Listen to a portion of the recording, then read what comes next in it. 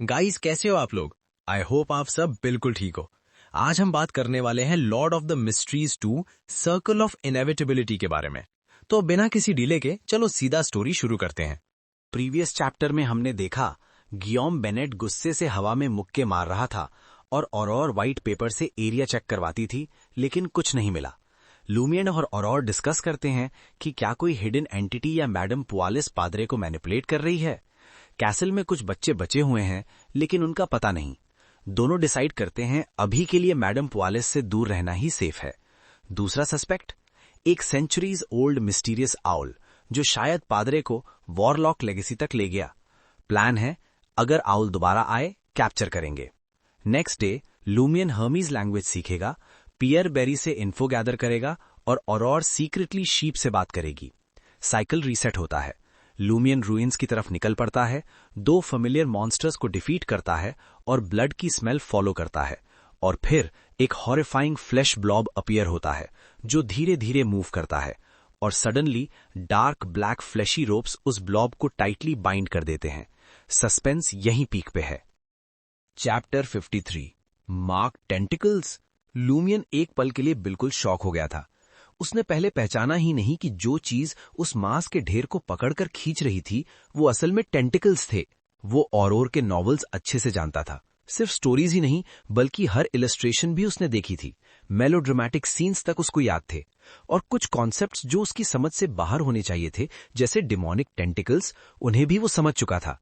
7 या 8 काले चिपचिपे टेंड्रिल्स उस मांस के ढेर को लपेटकर धीरे धीरे गिरा हुई बिल्डिंग की तरफ खींच रहे थे। टूटे हुए पत्थर और मलबे के बीच से एक अजीब सा फिगर बाहर आया। वो क्रीचर इंसान जैसा लग रहा था। ऊपर का बॉडी और पैर नंगे थे, सिर्फ एक काली पैंट पहनी हुई थी। लेकिन उसका हेड ही नहीं था। गर्दन के जगह सिर्फ एक कटा हुआ सा हिस्सा था और उस क्रॉस सेक्शन के बीच गोल गोल घूमते हुए तेज रेजर शार्प दांत भरे हुए थे। बीच बीच में लाल चमड़ी चमक रही थी। लूमियन के दिमाग में तस्वीर बनी, जैसे किसी इंसान का सिर और आधी गर्दन हटाकर उस जगह एक खुला घूमता हुआ भयानक मुंह लगा दिया गया हो। उसने सिर हिला दिया। अटैक करने के लिए कोई वीक पॉइंट नजर नहीं आ रहा था। मॉन्स्टर के घूमते हुए मुंह से 7-8 मांस के टेंटिकल्स निकले। उन्होंने मांस के ढेर को अपने सामने खींचकर ऊपर उठाया। फिर उसकी नेक माउथ सुबह के फूल की तरह खुल गई। नीडल जैसे दांत मांस में घुस गए। वो पूरा टुकड़ा एक सांप की तरह निकल गया। लूमियन ने धीरे से सोचा, तो तुम्हें भी खाना खाना पड़ता है। मुझे लगा था तुम लोग बिना फूड के जी सकते हो। फिर वो गहरी सोच में चला गया। इन रूइंस में मॉन्स्टर्स आम बात होंगे। फूड कम होगा, शायद इसलिए मॉन्स्टर्स एक दूसरे को खा जाते हैं, या फिर हर कोई एक साथ प्रेडेटर भी है और प्रे भी। क्या मैं एक स्ट्रांग मॉन्स्टर को दूसरों की तरफ अट्रैक्ट करके केओस का फायदा उठा सकता हूं? थ्योरी में हाँ, लेकिन रिस्क बहुत ज्यादा। हो सकता है सब पहले मिलकर मुझे ही मार दें। जब वो ये सब सोच रहा था, उसने देखा मॉन्स्टर की चेस्ट फूल और सिकुड़ रही है, जैसे वो पेस डाइजेशन कर रहा हो। ये नॉर्मल नहीं था। तब उसकी नजर पड़ी। मॉन्स्टर की चेस्ट और नेक के नीचे 3 काले सील जैसे मार्क्स बने हुए थे। लूमियन की आंखें तुरंत तन गईं। उसने ये पहले देखा था। लेंट फेस्टिवल के एंड में जब पादरे का बॉडी फूल गया था और कपड़े फट गए थे, तब उसकी स्किन पर भी ऐसे ही काले मार्क्स दिखे थे। लूमियन ने ध्यान से देखा। हाँ, पैटर्न मिलता था। ये मार्क्स अजीब सिंबल्स और गुप्त शब्दों से बने हुए थे, जैसे किसी अननोन रेल्म से कनेक्शन हो। फर्क सिर्फ इतना था, पादरे के पास 11 या 12 मार्क्स थे, इस मॉन्स्टर के पास सिर्फ 3। इन मार्क्स का मतलब क्या है? क्या ये किसी हिडन पावर का ब्लेसिंग है? जितने ज्यादा मार्क्स उतनी बड़ी पावर। वो उन सिंबल्स को याद रखना चाहता था, लेकिन बिना पेन और पेपर के इतने कम वक्त में मुमकिन नहीं था। तब तक मॉन्स्टर डाइजेशन कंप्लीट कर चुका था। उसने हाथ घुमाया, टेंटिकल्स हिलने लगे। उसकी चेस्ट के नीचे वाला मार्क चमक उठा। चेस्ट से एक हल्की हमिंग आवाज निकलने लगी। हमिंग तेज होती गई, जैसे हवा मधुमक्खी के छत्ते को चीर कर गुजरती हो। घूमता हुआ साउंड टनल्स के अंदर से सीटी बजाता हुआ निकल रहा था। नेक का ट्रम्पेट जैसा होल और खुल गया। आवाज और ज्यादा पागल कर देने वाली हो गई। वो शोर लूमियन के नर्व्स को जला रहा था। उसका गुस्सा भड़क उठा। तुम्हारा ये नॉइज अनबियरेबल है। गुस्से में आकर वो आधी गिरी हुई छत से सीधा नीचे कूद पड़ा। हाथ में गन थी। बैंग! जमीन पर जोर से गिरा। उसकी आंखें सीधा मॉन्स्टर के घूमते हुए मुंह पर टिक गईं। लेकिन जैसे ही वो अटैक करने वाला था, एक अजीब सी शांति उस पर छा गई, जैसे कोई जहर उसकी बॉडी में फैल गया हो, जैसे वो अपनी मर्जी से नहीं, किसी और के कंट्रोल में हो। मॉन्स्टर का लाल मुंह उस पर टिका था, लेकिन अब कोई साउंड नहीं आ रहा था। लूमियन धीरे से बोला, क्या मैं बोल सकता हूं कि यह मिसअंडरस्टैंडिंग थी? लेकिन अब लेट हो चुका था। फाइट या रन? उसके एक्सपीरियंस के हिसाब से भागना ऑप्शन नहीं था। मॉन्स्टर रेडी था, 8 टेंटिकल्स अटैक के लिए तैयार। अगर भागना भी है तो पहले फाइट करनी होगी। वो सीधा खड़ा हुआ, गन उठाई, lead bullets loaded. Bang! Monster को समझ ही नहीं आया गन क्या है। उसको रिएक्शन का चांस नहीं मिला। बुलेट्स उसकी चेस्ट में घुस गई।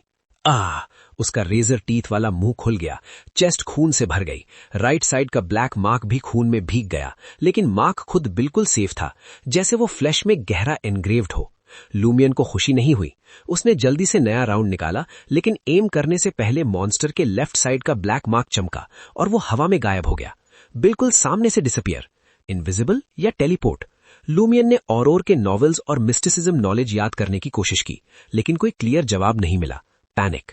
वो पीछे हटा। अचानक उसके एंकल के पास कुछ हिला। बैलेंस चला गया। वो उल्टा लटक गया। काले टेंटिकल्स हवा से निकले और उसके पैर लपेट लिए। उसको हवा में उठा लिया।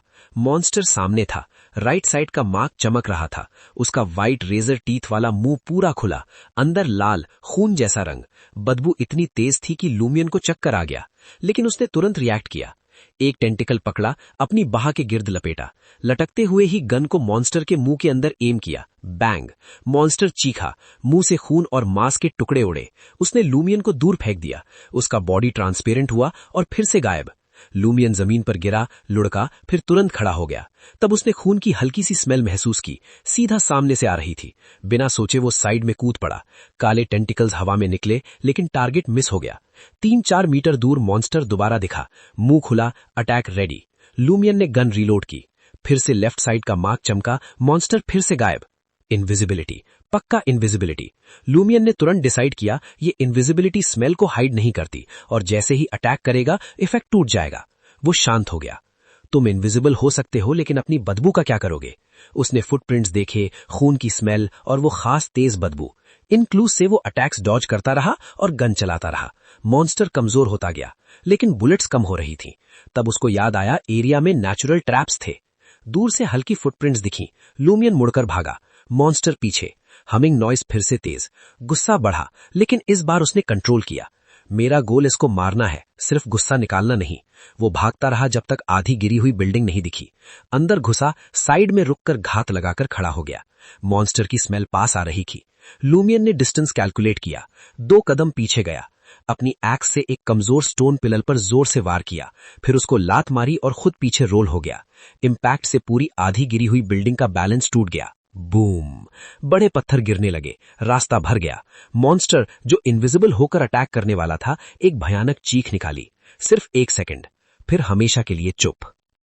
चैप्टर 54। लूमियन जमीन पर गिरने के बाद 2 बार लुढ़का, फिर जोर लगाकर खड़ा हो गया। उस भयानक चीख का अचानक रुक जाना उसके लिए रिलीफ था, लेकिन वो बिल्कुल रिलैक्स नहीं हुआ। गन उसके कंधे से लटक रही थी, हाथ में एक्स मजबूती से पकड़ी हुई थी। धीरे धीरे संभलकर वो आधी गिर चुकी बिल्डिंग के पास बढ़ा। हवा में अभी भी धूल उड़ रही थी। जहां पहले ईंट और लकड़ी के बीम खड़े थे, वहां अब सिर्फ टूटकर बिखरा हुआ मलबा था। बाहर से देखने पर उसे मॉन्स्टर की लाश नजर नहीं आई। शायद वो पूरी तरह पत्थरों के नीचे दब चुका था। धूल की वजह से उसकी स्मेल भी क्लियर नहीं आ रही थी।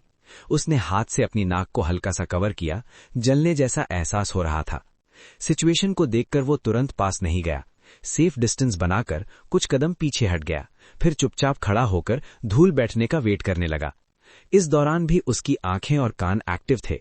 कोई हल्की सी मूवमेंट, कोई अलग सी स्मेल, कोई भी छोटा सिग्नल, सब पर ध्यान था। कुछ देर बाद हवा साफ होने लगी। धीरे धीरे उसकी विजन वापस आ गई। अब वो फिर से मलबे के पास गया, खून की हल्की स्मेल को फॉलो करता हुआ। उसने हंटर वाली ट्रेनिंग यूज की।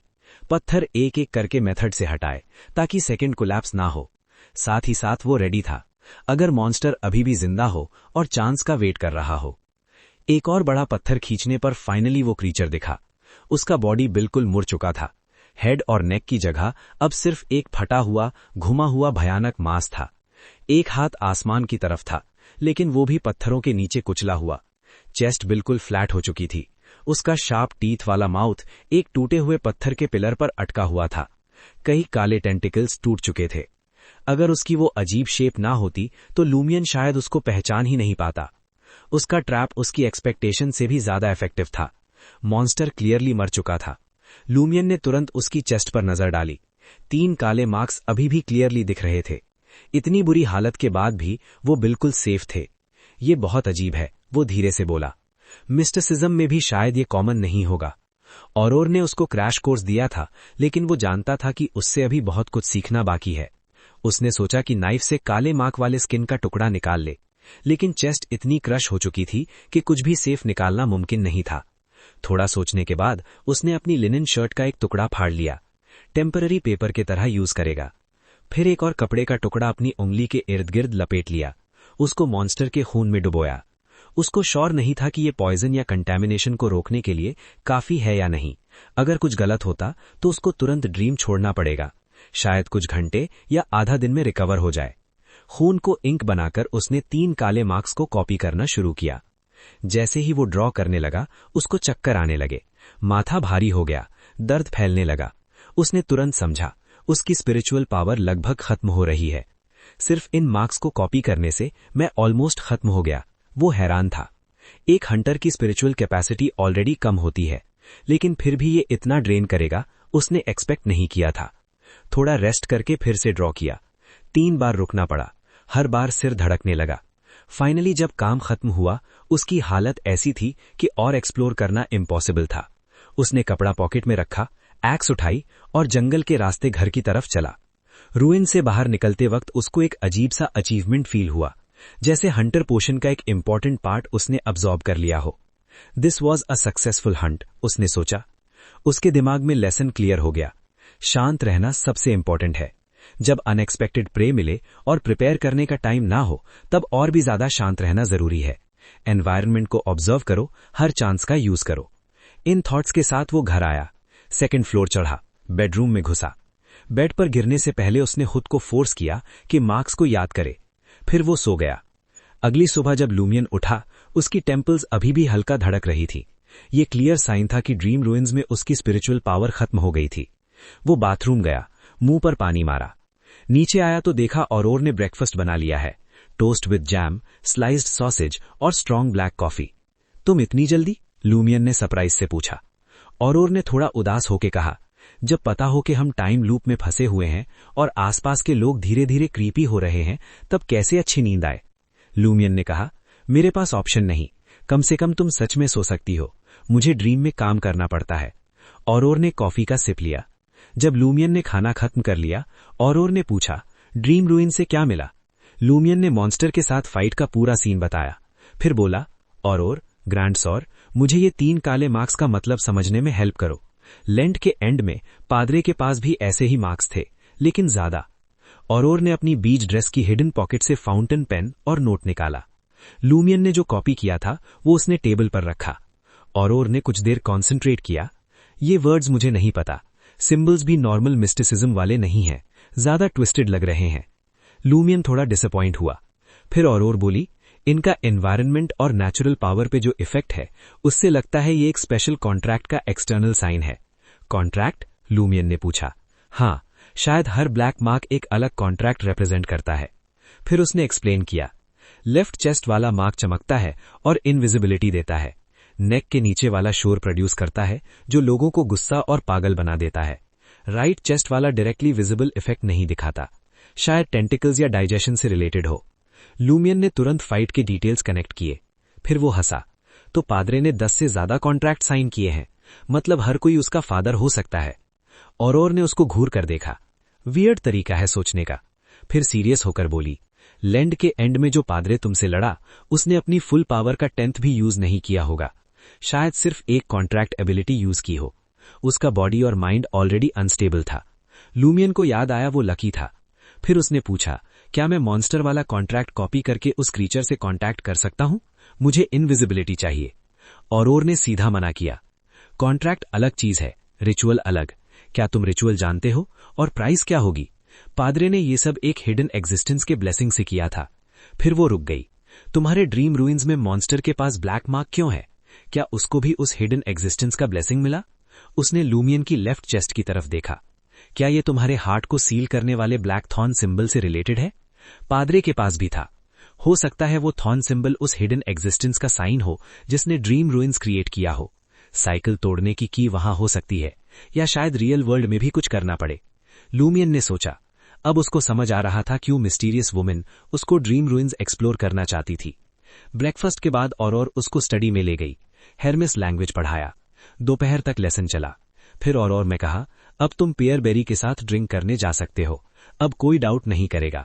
लूमियन ने सिर हिलाया, लेकिन उसने कहा, तुम केयरफुल रहना। औरौर 3 शिप से कांटेक्ट करके इन्फॉर्मेशन लेने वाली थी। रिस्की था। लूमियन पियर बेरी के घर गया। घर पुराना 2 मंजिला और थोड़ा टूटे हुए हाल में था। उसने आसपास देखा। फिर पियर की मां माटी से पूछा, पियर कहाँ है? माटी का चेहरा काफी बूढ़ा लग रहा था। काम की वजह से झुर्रियां, बाल आधे सफेद। उसने जवाब दिया, वो कैथेड्रल गया है। लूमियन का दिल हल्का सा संक हो गया। वो फिर से कैथेड्रल गया है? Chapter 55 personality. अगर ल्यूमियन को बिल्कुल सही याद है तो पियर बेरी 30 मार्च की दोपहर कैथीड्रल में प्रेयर करने जरूर गया होगा। ये कोई गेस नहीं था, ये उसके पिछले साइकिल की मेमोरी पर बेस था। पिछले साइकिल में एग्जैक्टली इसी दिन और इसी टाइम पर वो और रेमंड उससे रास्ते में मिले थे। और सिर्फ इतना ही नहीं, ल्यूमियन ने उसे विलेज के चौराहा पर भी देखा था। मतलब ये इवेंट पहले हो चुका है। लेकिन अब प्रॉब्लम ये थी कि टाइम 3 या 4 बजे के आसपास हो चुका था। ल्यूमियन के दिमाग में तुरंत डाउट आया। वो कब निकला? उसने माटी से सीधा पूछा। माटी ने थोड़ा सोचा। गांव के लोग एग्जैक्ट घड़ी के हिसाब से टाइम नहीं बताते थे। उसने सिंपल तरीके से बोला, लगभग उतना टाइम जितना 1 मील चलने में लगता है। गांव की लाइफ अलग होती है। यहाँ लोग 2:30 PM या 3:15 PM नहीं बोलते। ज्यादा लोगों के पास घड़ी ही नहीं होती।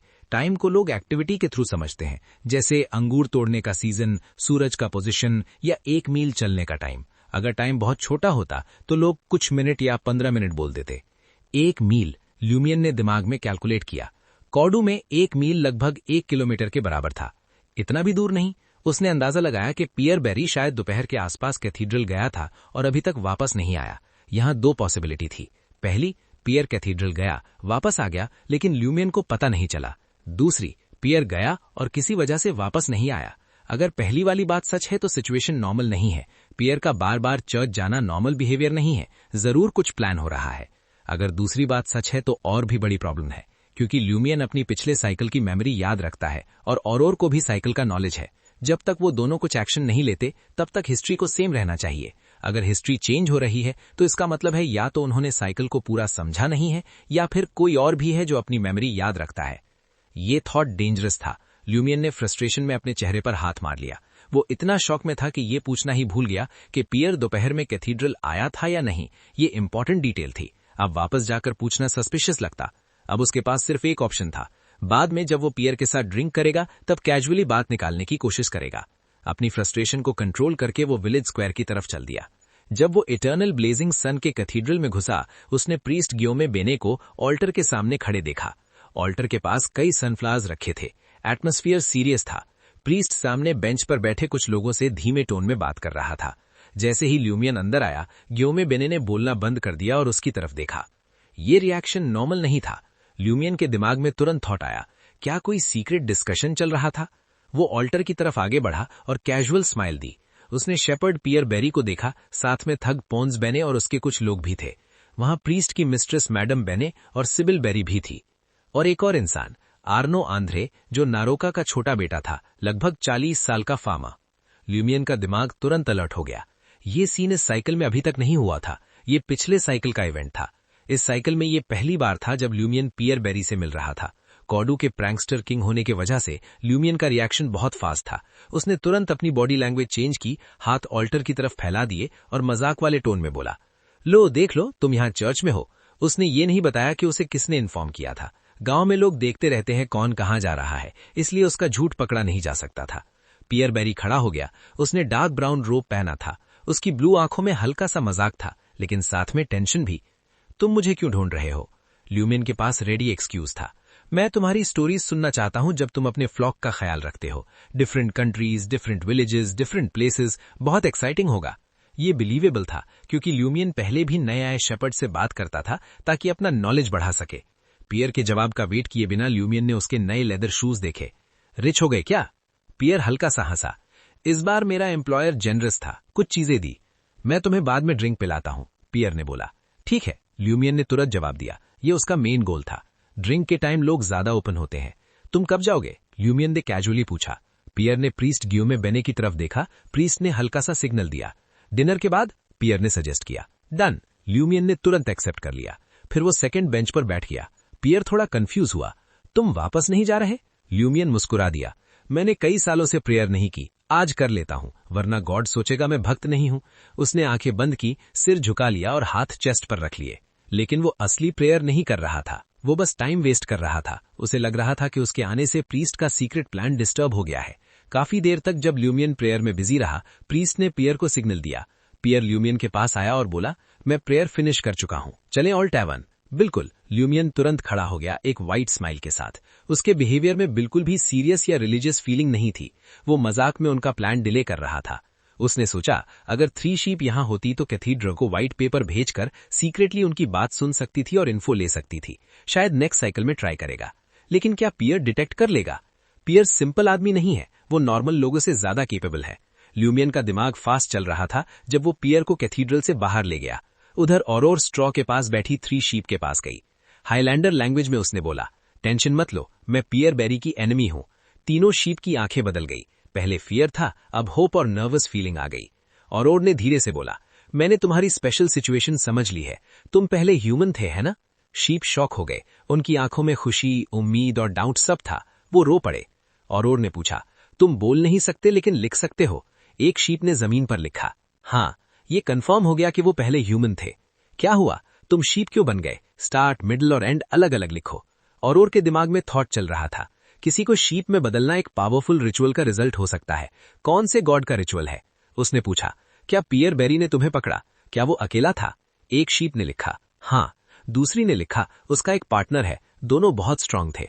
ऑरोर का दिमाग तुरंत सीरियस हो गया। पियर बेरी गांव लौटने से पहले ही पावरफुल था? फिर एक और अजीब बात सामने आई। अगर पियर इतना स्ट्रांग है तो वो प्रीस्ट गियोमे बेने के इन्फ्लुएंस में क्यों दिख रहा है? गियोमे बेने तो अभी भी एक नॉर्मल आदमी है। यहां क्लियरली कोई बड़ा सीक्रेट चल रहा है, कोई हिडन प्लान, कोई डीप कनेक्शन। और साइकिल का पैटर्न शायद उतना सिंपल नहीं है जितना ल्यूमियन और ऑरोर ने सोचा था। Chapter 56 intuition. जितना ज्यादा ऑरोर इस मैटर के बारे में सोच रही थीं, उतना ही उसका डाउट स्ट्रांग होता जा रहा था। उसका दिमाग चैन नहीं ले रहा था। सिंपल सी बात थी, कैसे एक बिल्कुल नॉर्मल, पावरलेस गियोम बेने कंट्रोल कर सकता है पियर बेरी जैसे आदमी को जो क्लियरली सुपरनैचुरल पावर रखता है? अगर पादरे को सच में कोई सीक्रेट फोर्स सपोर्ट कर रही होती और अगर उसका ग्रुप उसे अपना लीडर मानता, तो उसे बहुत पहले ही कोई बून मिल जाना चाहिए था। उसे कॉमन लोगों से ऊपर उठ जाना चाहिए था। और अगर वो बून लेने से मना करता तो ग्रुप उसे साइड कर देता, उसे इग्नोर करता। ऐसे सिचुएशन में किसी का स्टेटस, अथॉरिटी या प्लानिंग मैटर नहीं करती। सबसे ज्यादा मैटर करती है पावर, और पावर के सामने बाकी सब छोटा लगता है। लेकिन ऑरोर के पास ज्यादा टाइम नहीं था। उसने सिर्फ 2 पॉसिबल एक्सप्लेनेशन सोची। पहला, गियोम बेने असल लीडर नहीं है, वो बस अपनी चर्च वाली पोजीशन का यूज कर रहा है ताकि असली चीज को हाइड कर सके, स्पेशली डारिएज के इटर्नल ब्लेजिंग सन चर्च से। दूसरा, वो बून मना नहीं कर रहा, वो वेट कर रहा है। शायद वो और ज्यादा पावर चाह रहा है, शायद सही टाइम का इंतजार कर रहा है। दोनों एक्सप्लेनेशन अच्छे नहीं थे, दोनों डेंजरस थे। ऑरोर ने 3 शीप की तरफ देखा और पूछा, वो आदमी कौन था जो पियर बेरी के साथ मिलकर तुम पर अटैक किया? शीप ने जमीन पर लिखा, नियॉट बेस्ट। एक शेपर्ड जिसका नाम नियॉट। वो नियॉट के नाम से जाना जाता है। नियॉट बेस्ट भी एक्स्ट्रा ऑर्डिनरी पावर तक पहुंच गया। और उसे जानती थी। नियॉट भी कॉडू का शेपर्ड था। वो अक्सर पियर के साथ शीप चराता था, लेकिन इस बार वो गांव जल्दी वापस नहीं आया था। नियॉट कहाँ है? मैंने उसे विलेज में नहीं देखा, और ने पूछा। शीप थोड़ा साइड गए और फ्रेश मिट्टी पर लिखा, वो मर चुका है। मैंने उसे मारा, हमने उसे खत्म किया, लेकिन हम पकड़े गए। और ने धीरे से सिर हिलाया। शायद नियॉट काउंटर अटैक में मर गया। तुम सब बियॉन्डर्स हो? इस बार शीप ने लिखने के बजाय सिर हिलाकर हां कहा। और का दिमाग फास्ट चलने लगा। पियर बेरी और नियॉट बेस्ट बियॉन्डर्स का शिकार कर रहे थे। क्यों? उनका मोटिव क्या है? और उनमें से एक मर चुका है। या तो नियॉट पियर से कम स्ट्रांग था, या फिर उन्होंने बून के थ्रू पावर ली थी लेकिन उसे सही तरह कंट्रोल नहीं कर पा रहे थे। बियॉन्ड अ बैटल सिंपल नहीं होती, हर फाइट में रिस्क होता है। और ने फिर पूछा, पियर ने तुम्हें क्यों पकड़ा? शीप ने लिखा, मैंने उसे गॉड और डिवोशन के बारे में बोलते सुना, शायद ब्लड सैक्रिफाइस के लिए। मुझे लगता है वो हमें ईविल गॉड को सैक्रिफाइस करना चाहता है। ये सुनकर और सीरियस हो गई। बियॉन्डर्स के पास स्ट्रॉन्ग स्पिरिचुअलिटी होती है। उनकी बॉडी और सोल नॉर्मल लोगों से अलग होती है, इसलिए अगर कोई सैक्रिफाइस करता है तो बियॉन्डर का सैक्रिफाइस ज्यादा पावरफुल होता है। तो क्या पियर और नियॉट शीप चराने का नाटक करते थे ताकि बाहर के बियॉन्डर्स को पकड़ सकें और सैक्रिफाइस कर सकें? ये प्लान स्मार्ट था, लोकल अथॉरिटी को डाउट भी नहीं होता। और ने धीरे से पूछा, क्या पियर ने उस गॉड का ऑनरिफिक नेम बोला था या रिचुअल के वक्त किसको प्रे कर रहे थे? शीप एकदम चुप हो गए, जैसे उन्हें कुछ याद आ रहा हो। अचानक उन्होंने सिर झुका लिया और मिट्टी पर लिखने लगे। उस मोमेंट और को अजीब फीलिंग हुई, जैसे टेम्परेचर अचानक कम हो गया, जैसे सूरज डार्क क्लाउड के पीछे चला गया, ठंडी हवा चलने लगी। शीप लिखने लगे और की स्पिरिचुअल इंट्यूशन ने जोर से वार्निंग दी। रुको, वो जोर से चिल्लाई। शीप ने सिर उठाया, उनकी आंखों में ब्लड रेड आंसू थे, उनका फर भी अजीब लग रहा था। अगला सेकंड में वो फिर लिखने लगे और तुरंत घूमकर फेंस की तरफ भागी। जब वो बाहर निकली और पीछे देखा, सब नॉर्मल लग रहा था, सिर्फ उनके फेस पर ब्लड स्टेन था। उसका दिल जोर जोर से धड़क रहा था। अगर उसने पहले अपनी साइट को सील करना नहीं सीखा होता तो शायद वो कुछ ऐसा देख लेती जो देखना नहीं चाहिए था। उसने आयरन ब्लैक पाउडर निकाला और शीप पेन पर छिड़क दिया। मिट्टी में लिखे वर्ड्स गायब हो गए। शीप के फेस के स्टेन को स्पेल से क्लीन करना मुश्किल था, इसलिए वो पास नहीं गई, बस पानी से उन्हें वॉश कर दिया। उसे डर लग रहा था कि शीप अब पहले जैसी नहीं रही, शायद उनमें हिडन डेंजर है। ओल्ड टैवर्न में लूमियन बार पर बैठा था, लाइट ग्रीन एब्सिंथ सिप कर रहा था, राइट एल्बो कैजुअली रखा हुआ था। वो मिस्टीरियस लेडी को ढूंढ रहा था, लेकिन वो नहीं थी, न रायन, न लिया, न वैलेंटाइन। पियर बेरी ने अपना ग्लास फिनिश किया और बोला, मेरे पास शादी का चांस था। अच्छा, कौन शेपर्ड से शादी करेगा? लूमियन ने मजाक में कहा। पियर ने एक्सप्लेन किया, जहां हम शीप चराते हैं वो मैनर ओनर या नियर बाय विलेज के होते हैं। हमें रैंच टैक्स देना पड़ता है या विलेज की लड़की से शादी करके सेटल होना पड़ता है। लूमियन हंसा, शेपर्ड के लिए बढ़िया डील है। पियर ने साइडवेज देखा और बोला, वो लड़की मुझे पसंद करती थी, डाउरी नहीं मांगा। मैं गरीब था, शेपर्ड था, फिर भी शादी करना चाहती थी। क्या वो बेवकूफ थी? हाँ, लूमियन ने सीधा जवाब दिया। पियर चुप हो गया, फिर धीरे बोला, वो मर गई। फैक्ट्री में काम करती थी, ज्यादा काम से बीमार हो गई। मैंने कई कैथीड्रल में प्रेयर करवाई, डॉक्टर भी बुलाया, कुछ फायदा नहीं हुआ। तब मुझे एक बात समझ आई। क्या? लूमियन ने पूछा। पियर के फेस पर रिजेंटमेंट था। जो लोग फ्लैश वाले हैं और बाथरूम जाते हैं वो हमें बचा नहीं सकते। लूमियन ने मजाक में पूछा, तो जो फ्लैश नहीं रखते और बाथरूम नहीं जाते वो सही है? पियर हंसा, वो सेंट्स और एंजल्स होते हैं, लेकिन क्या वो हम जैसे लोगों की तरफ देखेंगे? लूमियन ने सीधा बोला, फिर तुम पादरे के पास क्यों जाते हो? वो भी फ्लैश वाला आदमी है। पियर ने साइड ग्लांस दिया और बोला, तुम नहीं समझोगे, उसके पास इंटेलेक्चुअलिटी है, वो हमारी सोल को रिडीम कर सकता है। लूमियन को वर्ड समझ नहीं आया। फिर लूमियन ने कैजुअली पूछा, सुना है तुम दोपहर में कैथीड्रल गए थे, फिर आफ्टरनून क्यों गए थे? पियर मुस्कुरा दिया, आफ्टरनून में लाइक माइंडेड लोगों से बात होती है। उसने मना नहीं किया कि वो दोपहर में गया था। लूमियन को रिलीफ फील हुआ, मतलब अभी तक कोई और मेमोरी रिटेन नहीं कर रहा, हिस्ट्री फ्लो सेम है। शाम होने पर दोनों अलग हो गए। जब लूमियन एक क्वाइट पाथ से जा रहा था, पॉन्स बेने और कुछ थग्स उसका रास्ता रोककर खड़े हो गए। पॉन्स ने मजाक उड़ाया और धमकी दी। लूमियन पहले हैरान हुआ, फिर खुश। मतलब पॉन्स के पास अभी सुपरनैचुरल पावर नहीं है, वरना वो इतना केयरलेस नहीं होता। लूमियन तुरंत भागा, पॉन्स और उसके लोग पीछे। 2 बिल्डिंग के बीच के पाथ से निकलते ही वो लोग लूमियन को खो बैठे। पॉन्स ने ऑर्डर दिया सर्च करने को। लूमियन बिल्डिंग के 2nd फ्लोर पर चढ़ चुका था। वो जंप करके सीधा पॉन्स पर गिरा। बैंग! पॉन्स जमीन पर गिरा, सांस रुक गई। लूमियन ने उसे पकड़ा, घुटना मारा। पॉन्स का फेस दर्द से ट्विस्ट हो गया। लूमियन ने उसे छोड़ दिया। पॉन्स श्रिम्प की तरह मुड़कर गिर गया। लूमियन तुरंत भाग गया। किचन में लूमियन ने और को अपडेट दिया। पियर आफ्टरनून में कैथीड्रल गया था। कंफर्म है पॉन्स के पास पावर नहीं है। और ने अपना एक्सपीरियंस बताया, स्पेशली वो डेंजरस मोमेंट जब शीप गॉड का नाम लिखने वाले थे। लूमियन ने सोचा और बोला, वो मिस्टीरियस लेडी ने कहा था कि कुछ एंटिटीज सिर्फ उनका एग्जिस्टेंस जानने से ही इंसान को करप्ट कर सकती हैं। रूम में साइलेंस छा गया। अब सिचुएशन सिंपल नहीं थी। कोई हिडन गॉड, कोई डेंजरस एंटिटी और साइकिल का सीक्रेट अब और गहरा हो रहा था। Chapter 57 arrangements. ऑरोर ने पूरी सिचुएशन को याद किया और धीरे धीरे एनालाइज किया। उसको लगने लगा कि ल्यूमियन जो बोल रहा था वो सही हो सकता है। उसने गहरी सांस ली और हैवी वॉइस में बोला, सोचो जरा, पियरे बेरी और उसके अकम्प्लिसेस जिस हिडन एंटिटी को वर्शिप करते हैं, उसकी वजह से इतना भयानक करप्शन आ सकता है। एंशिएंट मैन्युस्क्रिप्ट्स में जो इविल गॉड्स का डिस्क्रिप्शन मिलता है, उनमें भी इतनी स्ट्रांग रिएक्शन का जिक्र नहीं मिलता। ल्यूमियन ने ज्यादा शौक नहीं दिखाया। उसने सीधा जवाब दिया, अगर ऐसा नहीं होता तो हम टाइम लूप में क्यों फंसे होते। और जितना ज्यादा सोचती गई उतनी ही कंफ्यूज होती गई।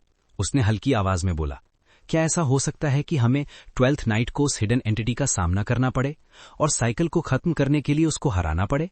शायद हमें मटेरियल्स कलेक्ट करने होंगे, पोशन डाइजेस्ट करनी होगी और बार बार साइकिल रिपीट करके गॉड बनना पड़े।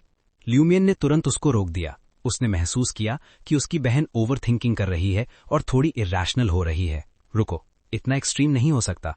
और ने हल्का सा सिर हिलाया, तुम सही कह रहे हो, मैक्सिमम एक और साइकिल मिल सकता है। 20 दिन के अंदर गॉड बनना इम्पॉसिबल है। फिर उसने शोल्डर्स उछाकर ऑलमोस्ट होपलेस टोन में बोला, तो फिर कोई होप नहीं, चलो डेथ का वेट करते हैं। ल्यूमियन शॉक हो गया। कुछ सेकंड्स लगे उसको समझने में कि और का मतलब क्या था। और ने फिर कामली बोला, इवेंट्स के हिसाब से 3 ट्रांसफॉर्म्ड शीप को सैक्रिफाइस के लिए कॉडू में वापस लाया जाएगा, इसलिए उन्होंने मई के स्टार्ट तक वेट नहीं किया। 12th night actually hidden entity के लिए ग्रैंड स्केल सैक्रिफाइस का दिन हो सकता है। उसने आसपास देखा और बोला, मैंने पहले भी सोचा था, लेकिन एक बात समझ नहीं आती, प्रीस्ट और उसके कंपेनियंस को लेंट फेस्टिवल से पहले अलग अलग लेवल का ब्लेसिंग क्यों मिला? मेरे हिसाब से ब्लेसिंग सैक्रिफाइस के एक्सचेंज में मिलता है। ल्यूमियन ने अपनी यूजुअल मलिशियस स्माइल के साथ एक बोल्ड गेस लगाया, हो सकता है एक स्मॉल सैक्रिफाइस और एक ग्रैंड रिचुअल हो। लेंट फेस्टिवल के एंड पर प्रीस्ट ने अपनी एक्स्ट्राऑर्डिनरी पावर्स छुपाना बंद कर दिया था। क्लियरली वो कुछ बड़ा प्लान कर रहा था। और ने थोड़ा सोचा और बोला, हो सकता है लेंट फेस्टिवल ही ग्रैंड रिचुअल का पार्ट हो। ग्रैंड रिचुअल से पहले प्रीस्ट ने डिसाइड कर लिया होगा कि अपनी सोल इविल गॉड को डेडिकेट करे। कुछ ऑफरिंग्स के साथ उसको बड़ा ब्लेसिंग मिला होगा, जिससे उसका रियल नेचर पूरा एक्सपोज हो गया। शायद लेंट फेस्टिवल स्टार्ट होते ही कॉडू के सब लोग ट्रैप हो जाएंगे, कोई एस्केप नहीं करेगा। दोनों भाई बहन ने एक दूसरे की तरफ देखा। उनको लगा उनका गेस ट्रूथ के काफी क्लोज है। लेकिन प्रॉब्लम ये थी, अगर सब कुछ 12th नाइट तक बिल्ड हो रहा है तो क्या वो लास्ट रिचुअल तक वेट कर सकते हैं? बहुत चांस है कि सैक्रिफाइस के अलावा बाकी सब लोग करप्ट हो जाएंगे। सिचुएशन बहुत सीरियस थी। सीक्वेंस 9 लेवल के ओपोनेंट का सामना करना इजी नहीं था। और को याद था लेंट फेस्टिवल के एंड पर फाइट का सीन और ल्यूमियन का रीसेंट एक्सपीरियंस म्यूटेटेड मॉन्स्टर्स को हंट करने का। उसको पता था कि ब्लेसिड प्रीस्ट से डायरेक्ट फाइट करना उसके बस की बात नहीं है। पियरे बेरी से पहले प्रिपेयर करना जरूरी है। ल्यूमियन ने पहले एक 2-on-1 फाइट में म्यूटेटेड प्रीस्ट को डिफीट किया था, लेकिन वो लकी था। अगर इस बार प्रीस्ट और उसके लोग 12th नाइट से पहले ही सुपरनैचुरल पावर्स गेन कर लेते हैं तो साइकिल शायद उससे पहले ही रीस्टार्ट हो जाएगा। ये लिटरली हेल्ड डिफिकल्टी सिचुएशन थी। और ने टेबल पर जोर से हाथ मारा। उसने बिना ल्यूमियन का रिएक्शन वेट किए अपने गोल्डन बाल खोल दिए, जैसे स्ट्रेस रिलीज कर रही हो। कुछ जेस्चर्स के बाद वो काम हो गई। फिर उसने सीरियस टोन में बोला, कल सुबह उन 3 फॉरेनर्स को ढूंढो, उनको विलेज की अबनॉर्मैलिटी के बारे में बता दो। हमें अपनी बियॉन्डर्स आइडेंटिटी छुपाने की जरूरत नहीं। ल्यूमियन ने तुरंत बोला, ये रिस्की है। वाइल्ड बियॉन्डर्स को यूजुअली ऑफिशियल सस्पेक्ट करते हैं, ये नॉर्मल बात है। और ने धीरे सांस छोड़ी। इस सिचुएशन में केयरलेस नहीं हो सकते। मिस्टीरियस लेडी के अलावा वो 3 लोग ही सबसे रिलायबल हैं। उनकी स्ट्रेंथ मेरी बराबर या ज्यादा है। हम सब एक ही बोट में हैं, चाहे वाइल्ड बियॉन्डर हो या ऑफिशियल। अब हमें यूनाइट होना पड़ेगा। फ्यूचर में अगर ऑफिशियल्स हमें हंट करें तो बाद में देखेंगे, अभी फोकस लूप से बचने पर होना चाहिए। ल्यूमियन को याद था और पहले भी सेम बोट फ्रेज यूज कर चुकी है, मतलब सबका फेट सेम है। अगर कुछ हुआ तो कोई नहीं बचेगा। ठीक है, मैं कल उनसे मिलूंगा, ल्यूमियन ने कहा। और ने आगे बोला, मुझे लगता है प्रीस्ट और पियरे के पीछे कोई और है। वही करप्शन की रूट है। मैडम पुआलिस, ल्यूमियन ने गेस किया। वो पावरफुल है, प्रीस्ट की मिस्ट्रेस भी है, शायद वो उसको सीक्रेटली कंट्रोल करती हो। और ने कहा, लेकिन उसका पियरे से क्लियर कनेक्शन नहीं है। और शीप के एनकाउंटर से लगता है कि पियरे और नियॉट को सुपरनैचुरल पावर लास्ट अक्टूबर में ही मिल गई थी, जब वो प्लेन्स में शीप ग्रेस कर रहे थे। मतलब अबनॉर्मैलिटी जुलाई या अगस्त से ही स्टार्ट हो चुकी थी। क्या तुमने कुछ अनयूजुअल नोटिस किया था? ल्यूमियन ने सिर हिला दिया। नहीं। उसको लगता था वो कॉडू को परफेक्टली जानता है, लेकिन अब रियलाइज हुआ कि एक हिडन अंडरकरंट आधा साल से चल रहा था। उसको अपने ही घर में अजनबी जैसा फील हो रहा था। और ने बोला, हो सकता है वो आउल भी इन्वॉल्व हो। शायद जो लेजेंडरी वॉरियर मरा था वो एक्चुअली मरा नहीं, शायद वो विलेज में ही किसी के रूप में छुपा हो। शायद उसको पता है मैं एक विच हूं, इसलिए उसने लेजेंड मुझसे छुपाई। तुम जैसे नॉर्मल लोगों पर ऐसा रिस्ट्रिक्शन नहीं होता। उसने इंस्ट्रक्शन दिया, नेक्स्ट टाइम जब आउल दिखे मुझे इमीडिएटली बताना, मैं व्हाइट पेपर यूज करके उसे ट्रैक करूंगी। ल्यूमियन ने इजीली अग्री कर लिया। अंदर ही अंदर उसने सोचा, इस बार मैं उसके सारे पैदर्स तोड़ दूंगा। और ने थर्ड इंस्ट्रक्शन दिया, कल दोपहर में मैडम पुआलिस को इनवाइट करूंगी। एडमिनिस्ट्रेटर अपने पोस्ट पर रहेगा, सर्वेंट्स मैंशन में होंगे। तुम सीक्रेटली अंदर जाकर क्लूज ढूंढना। अगर फॉरेनर्स अग्री हो गए तो उनकी हेल्प भी ले सकते हैं। जब तक मैडम पुआलिस घर में होती और व्हाइट पेपर भेजने की हिम्मत नहीं करती, इसलिए उसको ल्यूमियन पर डिपेंड करना था। ल्यूमियन ने बोला, तुम अकेले मैडम पुआलिस के साथ मत रहना, वो चांस ले सकती है तुम्हें हार्म करने का। और ने टीज करते हुए बोला, तुम भी केयरफुल रहना, मैं किसी आंट को एलिमिनेट नहीं करना चाहती। उसने नोटिस किया कि 3 शीप ने अपने चेहरे से खून चाट लिया था ताकि शेफर्ड पियरे बेरी को कुछ अबनॉर्मल ना लगे। रात में ल्यूमियन ने अपनी मिस्टिसिज्म की ट्रेनिंग कंटिन्यू की जब तक वो सो नहीं गया। उसने हर्मीज लैंग्वेज के कई वर्ड्स मास्टर किए, आई, नेम, समन, नीड, लाइट और सन। लाइट एक इंकैंटेशन का पार्ट था जो इंटेग्रिटी ब्रोचेस एक्टिवेट करता था। अगली सुबह ल्यूमियन ग्रे फॉग वाले रूम में उठा। विंडो से उसने डार्क रेड पीक और ब्रोकन बिल्डिंग्स देखे। यहां क्या सीक्रेट छुपा है, उसने स्लोली बोला। उसके माइंड में एक आइडिया आया, रूइंस में बहुत डेंजरस एरियाज है, जैसे 3 फेस्ड मॉन्स्टर की लेयर। वो खुद वहां जाने की हिम्मत नहीं करता, लेकिन अगर वो व्हाइट पेपर जैसा कोई स्पिरिट वर्ल्ड क्रीचर समन कर सके और कॉन्ट्रैक्ट करे तो उसे रूइंस एक्सप्लोर करने भेज सकता है। उसकी विजन, स्मेल और हियरिंग बियॉन्ड कैरेक्टरिस्टिक्स की वजह से एनहांस्ड थी। थियोरेटिकली ये सब एक सुपरनैचुरल एबिलिटी के फॉर्म में स्पिरिट पर प्रोजेक्ट हो सकता है। लेकिन प्रॉब्लम ये थी, क्या वो ड्रीम रूइंस में स्पिरिट समन कर सकता है? अगर नहीं तो क्या रियलिटी में कॉन्ट्रैक्ट करके उसे ड्रीम में ला सकता है? अगर एक कॉन्ट्रैक्टेड क्रीचर लूप में एंटर करे तो साइकिल पर क्या इफेक्ट पड़ेगा? जितना वो ज्यादा सोचता गया उतना उसका हेड पेन बढ़ता गया। मिस्टिसिज्म के लिए उसके अंदर डीप रिस्पेक्ट थी। बिना डिले किए उसने अपनी शॉटगन, थोड़ी लेड बुलेट्स और शार्प एक्स ली, घर से निकला, फॉरेस्ट क्रॉस किया और फिर से रूइंस में एंटर कर गया। चैप्टर 58। 2 रात लगातार एरिया चेक करने के बाद लूमियन एक इंपॉर्टेंट बात समझ गया। ड्रीम के रूइंस के आउटर एरिया में जितने मॉन्स्टर्स होने का उसने पहले सोचा था उतने ज्यादा एक्चुअली नहीं थे। उसने पहले ही skinless creature, gun wielding monster और ब्लैक मार्क्ड मॉन्स्टर को खत्म कर दिया था। इन सबको रिमूव करने के बाद जब वो पूरा एरिया ध्यान से सर्च करता रहा तब उसे और कोई स्ट्रांग मॉन्स्टर नहीं मिला। बस कुछ अजीब से हिलते हुए फ्लैश के टुकड़े दिखे, जैसे जिंदा मांस का छोटा हिस्सा जो बस हिल रहा हो। उनका काम सिर्फ एक ही लग रहा था, बस सरवाइव करना। लेकिन लूमियन को पहले ही एक अजीब बात समझ आ चुकी थी। ड्रीम के अंदर उसे खाने की जरूरत ही नहीं पड़ती। हर बार जब वो ड्रीम में एंटर करता था वो फ्रेश फील करता था, बिल्कुल एनर्जेटिक, बिल्कुल भूख नहीं। सिर्फ तब एनर्जी कम होती थी जब वो बहुत लंबा टाइम एक्सप्लोर करता या फाइट करता, तब उसे हल्की सी भूख जैसा फील होता था। लेकिन वो असली भूख नहीं थी, एक्स्ट्रा खाना खाने की जरूरत नहीं होती थी।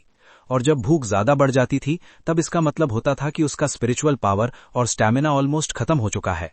तब उसका बॉडी और माइंड दोनों थक जाते थे और उसे फोर्सफुली ड्रीम से बाहर निकलना पड़ता था। रियल वर्ल्ड में खाना खाकर रेस्ट करने के बाद जब वो वापस ड्रीम में आता था तब उसकी स्ट्रेंथ फिर से फुल हो जाती थी। भूख गायब, एनर्जी वापस। इस बार वो रूइंस के और अंदर गया, धीरे धीरे ब्रोकन वॉल्स और गिरा हुआ बिल्डिंग्स के बीच से गुजरता हुआ। लाइट ब्राउन फॉग हवा में थी और एटमॉस्फेयर हैवी और डार्क था। उसने ध्यान से आसपास देखा, शायद कोई कोलैप्स स्ट्रक्चर में कुछ वैल्यूबल मिले। उसे बहुत सारे कॉइन्स मिले, लेकिन सब मिला के भी उनका वैल्यू सिर्फ थोड़ा सा ज्यादा था एक लुई डॉर से। और बस कुछ लिवर ब्लू कॉइन्स मिले जिन पे वर्ड्स लिखे हुए थे। कुछ खास नहीं मिला, तो लूमियन ने डिसाइड किया कि वो और अंदर जाएगा। तभी अचानक उसकी नजर जमीन पर कुछ अजीब फुटप्रिंट्स पर पड़ी। ये नॉर्मल फुटप्रिंट्स नहीं थे। लेफ्ट फुटप्रिंट नॉर्मल लग रहा था, लेकिन राइट फुटप्रिंट वो पाम प्रिंट जैसा लग रहा था, जैसे किसी ने हाथ से चलकर निशान छोड़ा हो। लूमियन तुरंत अलर्ट हो गया, क्या ये कोई और मॉन्स्टर है? वो चुपचाप उन फुटप्रिंट्स को फॉलो करने लगा। साथ ही साथ वो हर एंगल चेक कर रहा था, सोच रहा था अगर फाइट हुई तो बेस्ट पोजीशन क्या होगी। कुछ देर बाद उसे आगे से हल्की सी मूवमेंट का साउंड आया। वो तुरंत रुक गया। सीधा आगे जाने के बजाय वो साइड से घूमकर एक गिरा हुआ बिल्डिंग पर चढ़ गया। हैवी ब्रोकन स्टोन्स को कवर की तरह यूज किया, फिर धीरे से झांक कर देखा और जो उसने देखा वो सच में अजीब था।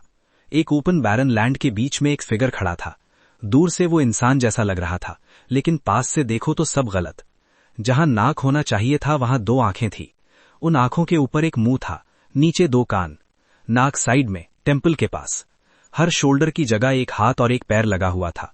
नीचे का बॉडी भी मिक्स था, एक और हाथ एक और पैर, जैसे किसी ने अलग अलग ह्यूमन पार्ट्स को उठाकर गलत जगह पर जोड़ दिया हो। लूमियन को तुरंत समझ आ गया, ये वही क्रीचर है जिसके फुटप्रिंट्स वो फॉलो कर रहा था। मॉन्स्टर ने ब्राउन शॉर्ट स्लीव और डार्क ब्लू पैंट्स पहना हुआ था। लोअर क्लास इंटिसियन लोग ऐसे कपड़े पहनते थे। वो चुपचाप बैरन लैंड में मूव कर रहा था। लूमियन ने तुरंत अटैक नहीं किया, वो ऑब्जर्व करने लगा। थोड़ी देर बाद मॉन्स्टर ने एक हाथ उठाया, अपना बॉडी पीछे की तरफ बेंड किया और उसका सर जमीन को टच कर रहा था। इतना फ्लेक्सिबल? लूमियन ने हल्का सा सार्कास्टिक टोन में सोचा, ये तो ग्रेट डांसर बन सकता है। जैसे उसने सुना हो, मॉन्स्टर ने डांस करना शुरू कर दिया। उसकी मूव्स बोल्ड थी, कभी ब्यूटीफुल, कभी वियर्ड, कभी फनी, लेकिन सब रिदम में। उसका कोई स्केलेटन स्ट्रक्चर नहीं लग रहा था।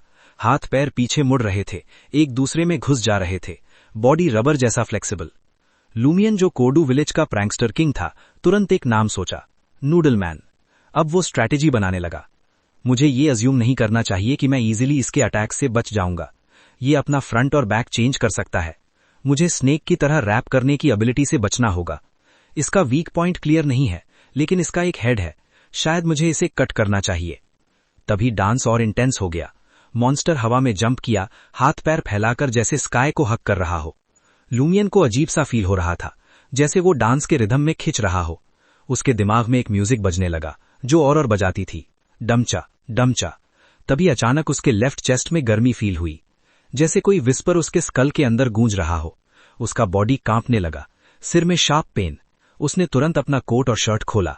उसके हार्ट के ऊपर इंक जैसा थॉर्न सिंबल वापस आ गया था। ब्लू ब्लैक सिंबल भी ऊपर आ गया, जिसमें एक आई और व्रिगलिंग वर्म्स थे। लूमियन शॉक में फ्रीज हो गया। मैं कॉगिटेशन में एंटर भी नहीं हुआ था, फिर ये एक्टिवेट कैसे हो गया? क्या नूडल मैन का डांस इसे ट्रिगर कर रहा है? उसे पता था जब ये मार्क एक्टिवेट होता है तो विस्पर्स लाउड हो सकती हैं, मैडनेस तक ले जा सकती हैं। लेकिन अभी विस्पर्स वीक थी, पेन था, ट्रेम्बलिंग था, डिसओरिएंटेशन था, लेकिन वो कंट्रोल में था। फिर उसके दिमाग में एक आइडिया आया, अगर मैं नूडल मैन का डांस सीख लूं तो क्या मैं अपना स्पेशल ट्रेट खुद से ट्रिगर कर सकता हूं? पावरफुल मॉन्स्टर्स को फाइट करते वक्त मैं पहले उन्हें स्टन कर सकता हूं, फिर कुछ मूव्स में खत्म। उसके दिमाग में एक्साइटमेंट भर गया। उसे नूडल मैन का डांस अब ब्यूटीफुल लगने लगा। चाहे आंखें नाक पर हो, मुंह फोरहेड पर, डांस फिर भी मैजिकल लग रहा था। उसे फील हुआ कि ऐसी टैलेंट को प्रिजर्व करना चाहिए। ऑरर ने कहा था, टैलेंट को सेम स्टैंडर्ड से जज मत करो। तो ये ह्यूमन क्यों होना चाहिए? मॉन्स्टर भी टैलेंट हो सकता है। लूमियन ने डिसाइड किया कि वो नूडल मैन को अभी नहीं मारेगा, पहले डांस सीखेगा, हर रात ऑब्जर्व करेगा, प्रैक्टिस करेगा, लेकिन पहले टेस्ट करेगा कि इनकम्प्लीट स्पेशल ट्रेट का इफेक्ट इस मॉन्स्टर पर क्या होता है। वो तुरंत नीचे जंप किया। उसने अपना लेफ्ट चेस्ट ओपन रखा। जैसे ही वो सामने आया, नूडल मैन का डांस रुक गया। मॉन्स्टर कांपने लगा। वो लूमियन की तरफ मुड़कर जमीन पर लेट गया, जैसे सरेंडर कर रहा हो। लूमियन रुक गया, सेफ डिस्टेंस मेंटेन किया। इवन इनकम्प्लीट स्पेशल ट्रेट के सामने भी ये सरेंडर कर रहा है। हाई लेवल मॉन्स्टर्स का रिएक्शन क्या होगा? फिर वो मुस्कुराकर बोला, चलो फिर से डांस करो। नूडल मैन ने ऊपर भी नहीं देखा। लूमियन ने हर्मीज लैंग्वेज यूज करने की कोशिश की, मुझे चाहिए। फिर वो खुद डांस करने लगा, लेकिन मॉन्स्टर ने रिएक्ट नहीं किया। लूमियन थोड़ा इरिटेट हुआ, क्या तुम स्टुपिड हो? तभी उसने फील किया चेस्ट की गर्मी गायब हो गई, सिंबल्स डिसअपियर। नूडल मैन ने तुरंत सिर उठाया। दोनों एक दूसरे को देखे। 1 सेकंड का साइलेंस, फिर लूमियन भाग गया। नूडल मैन वापस अपने एरिया में चला गया। लूमियन ने देखा और बोला, जैसे एक्सपेक्ट किया था, मॉन्स्टर्स का अपना टेरिटरी होता है, जैसे वाइल्ड एनिमल्स। फिर वो पेशेंटली वेट करने लगा। लगभग 2 घंटे बाद उसका स्पिरिचुअल पावर कम होने लगा, हल्की भूख फील हुई। तब नूडल मैन, जो रेस्ट कर रहा था, बैरन लैंड के सेंटर में वापस गया। उसने अपने हाथ और पैर उठाए और फिर से डांस शुरू कर दिया। चैप्टर 59। नूडल मैन ने फिर से डांस शुरू किया। ल्यूमियन चुपचाप देख रहा था। इस बार वो सिर्फ देख नहीं रहा था, वो कंफर्म कर रहा था एक इंपॉर्टेंट बात। और हां, कंफर्म हो गया। ये मिस्टीरियस डांस उसकी चेस्ट पर जो ब्लैक थॉर्न सिंबल है, उसको फुली एक्टिवेट होने से रोक देता है। इस बार कोई लाउड टेरिफाइंग साउंड नहीं आया, कोई पागल कर देने वाला विस्पर नहीं, सिर्फ हल्का सा कंफ्यूजिंग विस्पर, जैसे दूर से कोई धीरे से बात कर रहा हो। ये ल्यूमियन के लिए बहुत बड़ा फायदा था। ड्रीम में उसका जो स्पेशल ट्रेट है, उसके लिए ये डांस एक तरह का कंट्रोल बटन बन सकता था। लेकिन प्रॉब्लम खत्म नहीं हुई। एक्चुअली 2 बड़ी प्रॉब्लम सामने आई। पहली प्रॉब्लम, नूडल मैन का डांस नॉर्मल इंसान के बॉडी स्ट्रक्चर को फॉलो ही नहीं करता। उसकी मूव्स इतनी ट्विस्टेड थी कि लगता था बॉडी रबर का बना है। हाथ पैर पीछे मुड़ जा रहे थे, जॉइंट उल्टा घुमा हुआ। ये सिर्फ नूडल मैन जैसा एक्सट्रीमली फ्लेक्सिबल मॉन्स्टर ही कर सकता था। ल्यूमियन एक हंटर है, एक बियॉन्डर। उसका बॉडी ऑलरेडी स्ट्रांग और एडवांस्ड है, फिर भी उसे बिल्कुल कॉन्फिडेंस नहीं था कि वो उन मूव्स को कॉपी कर पाएगा।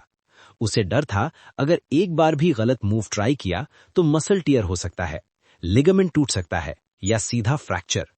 दूसरी प्रॉब्लम, ये डांस नेचर के आसपास वाली इनविजिबल पावर्स को डिस्टर्ब करता है और लूमियन की स्पिरिचुअलिटी को बहुत फास्ट कंज्यूम करता है। सिर्फ 3 बार ऑब्जर्व करने के बाद ही उसे महसूस हुआ कि उसका स्पिरिचुअल रिजर्व काफी कम हो गया है। उसने धीरे से साई लिया। इसके बाद मुझे वापस जाना होगा, रेस्ट करना पड़ेगा। फिर थोड़ा सरकास्टिक टोन में बोला, हंटर की स्पिरिचुअलिटी कितनी बेकार होती है। उसे लगभग पक्का यकीन हो गया था कि जो हिडन एग्जिस्टेंस है, जो ब्लैक थॉर्न सिंबल से कनेक्टेड है, वो इस ड्रीम रूइन से डीपली लिंक्ड है। प्रीस्ट के बॉडी पर ब्लैक मार्क था। यहां एक डांसिंग मॉन्स्टर है जो सिंबल को एक्टिवेट कर सकता है। इतना कोइंसिडेंस हो ही नहीं सकता। ल्यूमियन को ऑरोर का गैस और भी ज्यादा सही लगने लगा। रियलिटी और ड्रीम रूइंस का लूप, प्रीस्ट के चेस्ट पर सिमिलर सिंबल। हो सकता है टाइम लूप सॉल्व करने की इसी जगह के डेप्थ में छुपी हो।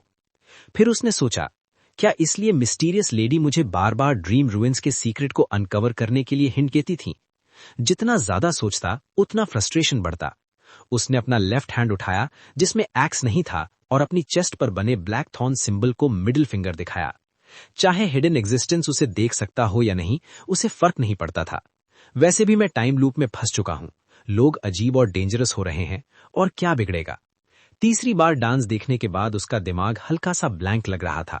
वो रूइन से निकल गया, जंगल के दूसरी तरफ अपने घर की तरफ चला, चेस्ट में हल्की गर्मी टॉलरेट करते हुए। ड्रीम छोड़ने से पहले उसने याद किए हुए डांस मूव्स को प्रैक्टिस करने की कोशिश की, और ऑलमोस्ट उसकी कमर में स्प्रेन आ गया। नी लिगामेंट टूटने वाला था, काफ मसल खिंच गया। वो सीधा गाली देकर बोला, डॉग शिट, ये नॉर्मल इंसान के बस की बात नहीं है। फिर बेड पर लेट गया। स्पिरिचुअलिटी ऑलरेडी एग्जॉस्टेड थी। कुछ ही सेकंड्स में वो सो गया। सुबह जब ल्यूमियन उठा, आसमान में हल्का लाइट आ चुका था। सन अभी पूरा निकला नहीं था। रेड मून की चमक कम हो गई थी। वो धीरे से उठा, डीप स्लीप के बाद फ्रेश फील कर रहा था। उसकी स्पिरिचुअलिटी फुली रीफिल हो चुकी थी। वो विंडो के पास गया, कर्टन हटाया, मॉर्निंग लाइट रूम में आ गई। तभी उसकी नजर पड़ी, एक फिगर, सिंपल आउल से बड़ा, थोड़े डिस्टेंस पर एक एल्म ट्री पर बैठा हुआ, सीधा उसे देख रहा था। ल्यूमियन तुरंत अलर्ट हो गया, औरोर, औरोर, सस्पेक्ट यही है, जल्दी आओ। जैसे ही वो चिल्लाया, आउल ने अपने विंग्स फैलाए और विलेज के एज की तरफ उड़ गया। वो धीरे धीरे नीचे आया और कॉर्डू विलेज के बॉर्डर के पास जंगल में डिसअपीयर हो गया। कुछ सेकंड बाद औरोर व्हाइट सिल्क नाइट गाउन पहनकर रूम में आई। उसका फेस इरिटेटेड था। फिर से आउल? ल्यूमियन ने बाहर देखते हुए बोला। हाँ, व्हाइट पेपर उसका पीछा कर पाया? औरोर ने अपने गोल्डन बाल पकड़कर गुस्से में बोला, ये हमेशा वर्स्ट टाइमिंग में ही क्यों आता है? मैं डीप स्लीप में थी। जब तक व्हाइट पेपर को रिलीज किया वो उड़ चुका था। ल्यूमियन ने कैजुअली बोला, पर तुमने तो कहा था टेंशन के साथ तुम्हें नींद नहीं आती। औरोर ने आंख घुमाई और बोला, शुरू में इंसान नर्वस होता है, डर लगता है, लेकिन आदत हो जाती है, फिर नंब हो जाता है। अगर अच्छी नींद नहीं लोगे तो मेंटल स्टेट खराब होगी, कंट्रोल लूज होने के साइंस आएंगे। ल्यूमियन रिग्रेट फेस बनाकर बोला, तो बस नेक्स्ट टाइम का वेट करना पड़ेगा। थोड़ा सोचने के बाद औरोर बोली, चलो पैटर्न आइडेंटिफाई करते हैं, ये कब आता है? ल्यूमियन ने याद किया, मोस्टली रात के लास्ट पार्ट या सुबह के अर्ली आवर्स में। औरोर ने पूछा, उससे पहले तुम क्या करते थे? ल्यूमियन ने जवाब दिया, ड्रीम रूइंस एक्सप्लोर कर रहा था। फर्स्ट टाइम मैंने पहला मॉन्स्टर मारा। सेकेंड टाइम मैंने कॉजिटेशन से चेस्ट सिंबल एक्टिवेट किया। थर्ड टाइम मैंने पोशन पिया और हंटर बना। आज मैंने स्पेशल ट्रेट को डैमेज कम करके एक्टिवेट करने का मेथड फाइंड किया। औरोर ने ध्यान से सुना, लगता है आउल तब आता है जब तुम ड्रीम में कोई मेजर प्रोग्रेस करते हो, जैसे रियलिटी में रिएक्शन हो रहा हो। शायद थैटो ने फील किया और ऑब्जर्व करने आया। ल्यूमियन ने हल्का सा स्मर्क किया। नेक्स्ट टाइम जब मैं मिस्टीरियस डांस मास्टर कर लूंगा और सिंबल का पावर प्रॉपर्ली यूज कर पाऊंगा, तब वो फिर आएगा। इस बार मैं तुम्हें पहले बता दूंगा, रेडी रहना। औरोर ने सर हिलाया। मुझे जानना है आउल किससे कनेक्टेड है और कॉर्डू के अबनॉर्मल सिचुएशन में इसका क्या रोल है। ल्यूमियन ने चांस लेकर पूछा, औरोर, ग्रैंड श्योर, तुम्हें स्पेशल डांस के बारे में कुछ पता है? औरोर ने चेयर खींचकर बैठी, थोड़ा सोचकर बोली, 5th एपक की बिगिनिंग और 4th एपक के time large scale ritual magic होता था। लोग सैक्रिफाइस करते थे, क्राउड पार्टिसिपेट करता था। स्पेसिफिक डांस यूज करके वो किसी एंटिटी को प्लीज करते थे, रिटर्न में रिस्पॉन्स मिलता था। डांस नेचर को इन्फ्लुएंस करता है, गॉड से कम्युनिकेशन इजी करता है। ल्यूमियन ने ध्यान से सुना, फिर गैस लगाया, तो नूडलमैन शायद हिडन एग्जिस्टेंस को प्लीज करने के लिए डांस कर रहा है, शायद ब्लेसिंग चाहता है, या रिचुअल इनकम्प्लीट है इसलिए इफेक्ट वीक है। वो हंसा, सुनने में तो लगता है मैं ही गॉड हूं। डांस देखा, खुश हुआ, सिंबल रिएक्ट किया। और मुस्कुराई, एक सेंस में तुम कैरियर हो, सिंबल का टूल। वैसे तुम्हारे डिस्क्रिप्शन के हिसाब से ये नॉर्मल बियॉन्डर का नहीं लगता, सीक्वेंस 9 का भी नहीं, सीक्वेंस 8 का भी नहीं। ल्यूमियन ने कहा, शायद 22 पाथवेज में से नहीं, शायद किसी सीक्रेट एग्जिस्टेंस का ब्लेसिंग है। औरोर ने बाहर देखा, हो सकता है सर्कल इनहैबिटेंट टाइप पावर हो या उसके इक्विवेलेंट। ल्यूमियन अचानक हंसा, ठीक है, आज से इसका नाम नूडलमैन सर्कल इनहैबिटेंट के कॉरेस्पॉन्डिंग सीक्वेंस 9। और दोनों भाई बहन एक दूसरे को देखकर हल्का सा मुस्कुरा दिए, लेकिन अंदर से दोनों जानते थे गेम अब और भी डेंजरस होने वाला है। चैप्टर 60। ल्यूमियन बिल्कुल भी हरी में नहीं था। रायन, लिया, वैलेंटाइन, उनको ढूंढना जरूरी था, लेकिन अभी नहीं। अभी उसके दिमाग में एक ही चीज चल रही थी, ओल्ड टैवर्न। क्यों? क्योंकि उसके दिल के अंदर एक स्ट्रांग फीलिंग आ रही थी, आज वो मिस्टीरियस लेडी मिल सकती है।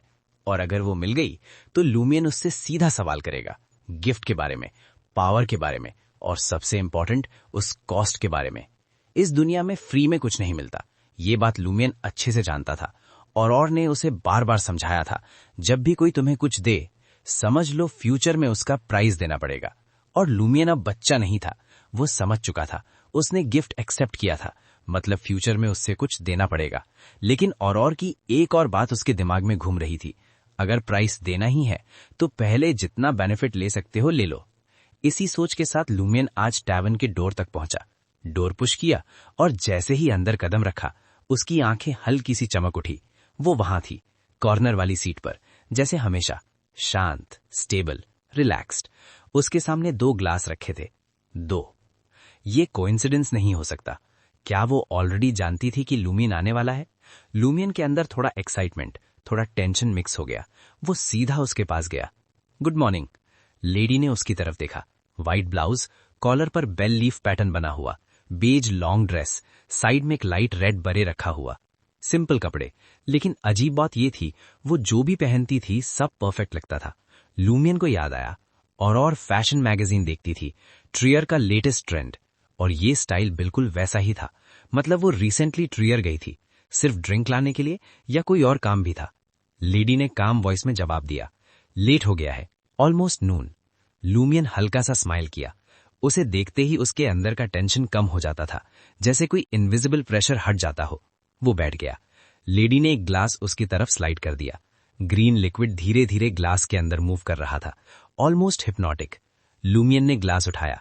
स्मेल थोड़ा स्ट्रांग, टेस्ट बिटर, लेकिन फ्रेश, रिच, जैसे एनर्जी का फ्लो बॉडी में जा रहा हो। ये नॉर्मल एब्सेंट नहीं है, ल्यूमियन बोला। लेडी ने जवाब दिया, ये एब्सेंट अनीस है, ट्रियर में पॉपुलर है, राइटर्स, पेंटर्स, पोएट्स इसे पसंद करते हैं। ल्यूमियन ने कुछ नहीं बोला, लेकिन उसके दिमाग में सवाल चल रहा था, क्या वो सिर्फ ये ड्रिंक लाने के लिए ट्रियर गई थी या कोई और रीजन था? लेकिन उसने टॉपिक चेंज कर दिया। Main issue, dream, noodleman, dance. Lady ने उसे देखा और हल्की सी स्माइल की। तुम रिमार्केबल फ्लेक्सिबिलिटी के बिना उस डांस को कभी मास्टर नहीं कर पाओगे। ल्यूमियन का दिमाग तुरंत कनेक्ट हो गया। नूडलमैन का डांस, वो इम्पॉसिबल बॉडी मूवमेंट, वो अननेचुरल एंगल, वो बोन ट्विस्टिंग स्टाइल। ल्यूमियन सीरियस हो गया। मैं अपने आप को फोर्स कर सकता हूं, उसने बोला। लेडी ने सीधा मना कर दिया। फोर्स करोगे तो लिगामेंट टूटेगा, मसल फटेगा, फिर मॉन्स्टर्स का शिकार कैसे करोगे? सिंपल बात। ल्यूमियन चुप हो गया। तो सोल्यूशन क्या है? उसने सीधा पूछा। लेडी ने बोला, वो तुम्हें खुद फाइंड करना है। ल्यूमियन इरिटेट हो गया। वो रिडल्स में बात क्यों करती है, सीधा क्यों नहीं बोलती? जैसे उसने उसका माइंड रीड कर लिया हो। लेडी बोली, सॉल्यूशन तुम्हारे अंदर ही है। अंदर? लूमियन कंफ्यूज हो गया। लेडी ने पूछा, क्या तुम्हारी सिस्टर ने तुम्हें रिचुअल मैजिक नहीं सिखाया? सिखाया है तो उसे यूज करो। लूमियन थोड़ा सार्केस्टिक टोन में बोला, खुद से प्रे करूं, मैं गॉड हूं क्या? लेडी हल्का सा हंसी, तुम सिर्फ स्पिरिट वर्ल्ड के सबसे वीक क्रीचर्स को समन कर सकते हो। तुम्हारी स्पिरिचुअल सेंस बॉडी के साथ बेटर होती है। ये बात सच थी। हंटर पाथवे इंट्यूशन और फिजिकल इंस्टिंक्ट पर स्ट्रांग होता है, लेकिन रिचुअल मैजिक में वीक। तो मुझे क्या करना है? लूमियन ने दोबारा पूछा। लेडी ने साई किया। ड्यूअलिस्टिक रिचुअल लॉ पढ़ा है? हाँ, पढ़ा है। ड्यूअलिस्टिक रिचुअल में डिवाइन या सुपर नेचुरल ऑब्जेक्ट यूज होता है। लूमियन ऑटोमेटिकली बोलने लगा, मेरे पास तो ऐसा कुछ नहीं। फिर रुक गया। लेडी स्माइल कर रही थी। लूमियन ने धीरे से अपनी चेस्ट पर टैप किया। Thorn symbol? लेडी ने सिर हिला दिया। हाँ, ब्लू ब्लैक सिंबल को इग्नोर करो। लूमियन का हार्ट एक सेकंड के लिए रुक गया। ब्लू ब्लैक सिंबल, वो स्ट्रेंज मार्क जो उसके ड्रीम से कनेक्टेड है। लेडी सीरियस हो गई। वो एक ग्रेट एक्सिस्टेंस है, वो तुम्हें प्रोटेक्ट कर रहा है। प्रोटेक्ट? लूमियन शॉक्ड था। ड्रीम रूइंस का सीक्रेट सॉल्व करोगे तब मैं उसका ऑनरिफिक नेम बताऊंगी। मतलब फ्यूचर में डायरेक्ट प्रे कर सकता है? लूमियन के दिमाग में एक और थॉट आया, क्या उस ग्रेट एग्जिस्टेंस ने थॉर्न सिंबल का करप्शन सील किया है? ये सब रैंडम नहीं हो सकता। वो गुड है या डेंजरस, लूमियन नहीं जानता, लेकिन एक बात क्लियर थी, कनेक्शन डीप है। फिर लूमियन ने गेस किया, तो मैं ड्यूअलिस्टिक रिचुअल यूज करके थॉर्न सिंबल की पावर को अपील कर सकता हूं। लेडी ने करेक्ट किया, स्पेसिफिकली बोलो, तुम उसे बोलो कि वो तुम्हें डांसर की पावर दे। डांसर? लूमियन के दिमाग में नूडल मैन का इमेज फ्लैश हुआ। वो ट्विस्टेड मूवमेंट, वो इम्पॉसिबल डांस। लेडी ने एक्सप्लेन किया, स्टैंडर्ड 22 पाथवेज के बाहर भी बियॉन्डर पाथ्स होते हैं। उन्हें सीक्वेंस 9 से सीक्वेंस 0 तक क्लासिफाई किया जाता है। लूमियन क्यूरियस हो गया, डांसर क्या करेगा? फ्लेक्सिबिलिटी बढ़ाएगा, मिस्टिक स्किल इंप्रूव करेगा। परफेक्ट, एग्जैक्टली जो चाहिए। लूमियन एक्साइटेड हो गया। सीक्वेंस 8 क्या है? Arms monk. सीक्वेंस 7 कॉन्ट्रैक्टी। लूमियन का दिमाग तुरंत प्रीस्ट वाले मॉन्स्टर पर गया। जो मॉन्स्टर मैंने मारा, क्या वो कॉन्ट्रैक्टी था? लेडी ने कामली सिर हिला दिया। हाँ। लूमियन अंदर से हिल गया। मतलब उसने इनडायरेक्टली सीक्वेंस 7 लेवल के ओपोनेंट को डिफीट किया। लेडी ने कंटिन्यू किया, कॉन्ट्रैक्टी ग्रेट एग्जिस्टेंस के साथ कॉन्ट्रैक्ट करता है। हर कॉन्ट्रैक्ट एक एबिलिटी देता है, लेकिन गलत पाथ चूज करे तो नॉर्मल लोग भी उसे मार सकते हैं। लूमियन समझ गया, पावर सब कुछ नहीं होता। इंटेलिजेंस मैटर करता है, प्रेपरेशन मैटर करता है, टाइमिंग मैटर करता है। बियॉन्डर वर्ल्ड में सर्वाइवल रैंडम नहीं होता। तुम स्ट्रांग हो सकते हो, लेकिन अगर स्मार्ट नहीं हो तुम मरोगे। लूमियन का माइंड अब क्लियर हो रहा था। नेक्स्ट स्टेप क्लियर था, ड्यूअलिस्टिक रिचुअल परफॉर्म करना, थॉर्न सिंबल को यूज करना, डांसर बनना। ये सिर्फ फ्लेक्सिबिलिटी नहीं था, ये सर्वाइवल था, ये ग्रोथ था, ये फ्यूचर के लिए प्रेपरेशन था। लेडी ने लास्ट में कामली बोला, रिमेंबर, सिर्फ पावर के पीछे मत भागना, समझ के साथ उसे यूज करो। लूमियन ने ग्लास का लास्ट सिप लिया। ग्रीन लिक्विड फिनिश हो गया, लेकिन उसका जर्नी अभी स्टार्ट हुआ था। अब वो सिर्फ हंटर नहीं रहने वाला था, अब वो डांसर बनने की तरफ एक कदम बढ़ाने वाला था, और गेम अब और गहरा होने वाला था। चैप्टर 61। जितना ज्यादा लूमियन उस औरत की बातें सुनता गया, उतना ही ज्यादा वो उनसे अग्री करता गया। उसको अभी भी बिल्कुल क्लियर नहीं था कि हाई सीक्वेंस में आगे क्या होगा। जो कुछ बियॉन्डर क्रीचर्स के साथ उसने बात की थी, उनमें से ट्रंक कंपेनियन, जो वर्लपूल जैसे ट्रंक रखता था, कि थ्रेट का लेवल गन बेरिंग मॉन्स्टर से काफी कम था। हालांकि अब वो खुद एक बियॉन्डर बन गया था, जिससे उसकी फाइटिंग एबिलिटी और एनवायरमेंट का यूज करने की स्किल काफी इंप्रूव हो गई थी। लेकिन असली प्रॉब्लम मोस्टली कॉन्ट्रैक्ट मॉन्स्टर के साथ थी। सबसे पहले, ये मॉन्स्टर ने कभी स्ट्रॉन्ग चेज एबिलिटी नहीं दिखाई। दूसरा, इसके पास लॉन्ग रेंज अटैक नहीं था। तीसरा, इसका इनविजिबिलिटी एबिलिटी भी बिल्कुल परफेक्ट नहीं था। अगर कोई हंटर थोड़ा अलर्ट हो और एनवायरमेंट के स्मॉल क्लूज ऑब्जर्व करे तो ये इजीली पकड़ा जा सकता था। और हाँ, इसमें एक कॉमन प्रॉब्लम थी जो मॉन्स्टर्स में होती है। ये स्मार्ट नहीं था और गन मॉन्स्टर जैसे वॉर का स्मार्ट प्लान नहीं बना सकता था। ये इजीली एनिमी ट्रैप में फंस जाता। ये सब देख के लूमियन के लिए फाइनल रिजल्ट ऑब्वियस था। उसने कभी सोचा भी नहीं था कि ये सीक्वेंस लेवल 7 की इक्वल हो सकता है। दोनों में इतना बड़ा डिफरेंस था कि इसको शॉटगन मॉन्स्टर से कंपेयर करना भी अनफेयर लगता। शॉटगन मॉन्स्टर एक स्ट्रांग पावर था और माउथ ड्रिल्ड मॉन्स्टर वीक था।